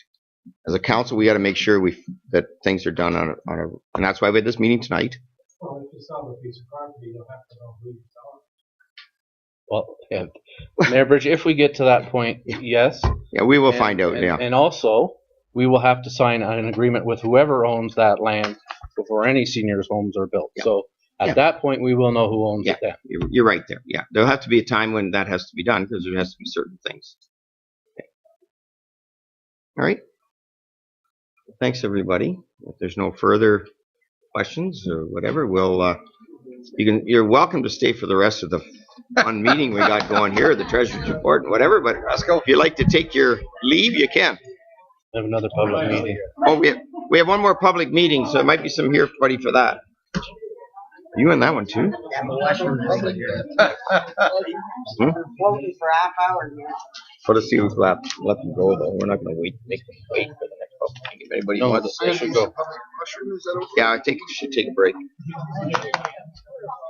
Okay, we'll take a little bit of a break. Anybody needs one. We have one more. We have another public meeting, and then we'll get into the rest of our stuff. So, yeah. We're going ahead with this. Well, yeah, it's a different subject. Totally. Oh yeah, somebody's here for that. Actually. Here for the second one.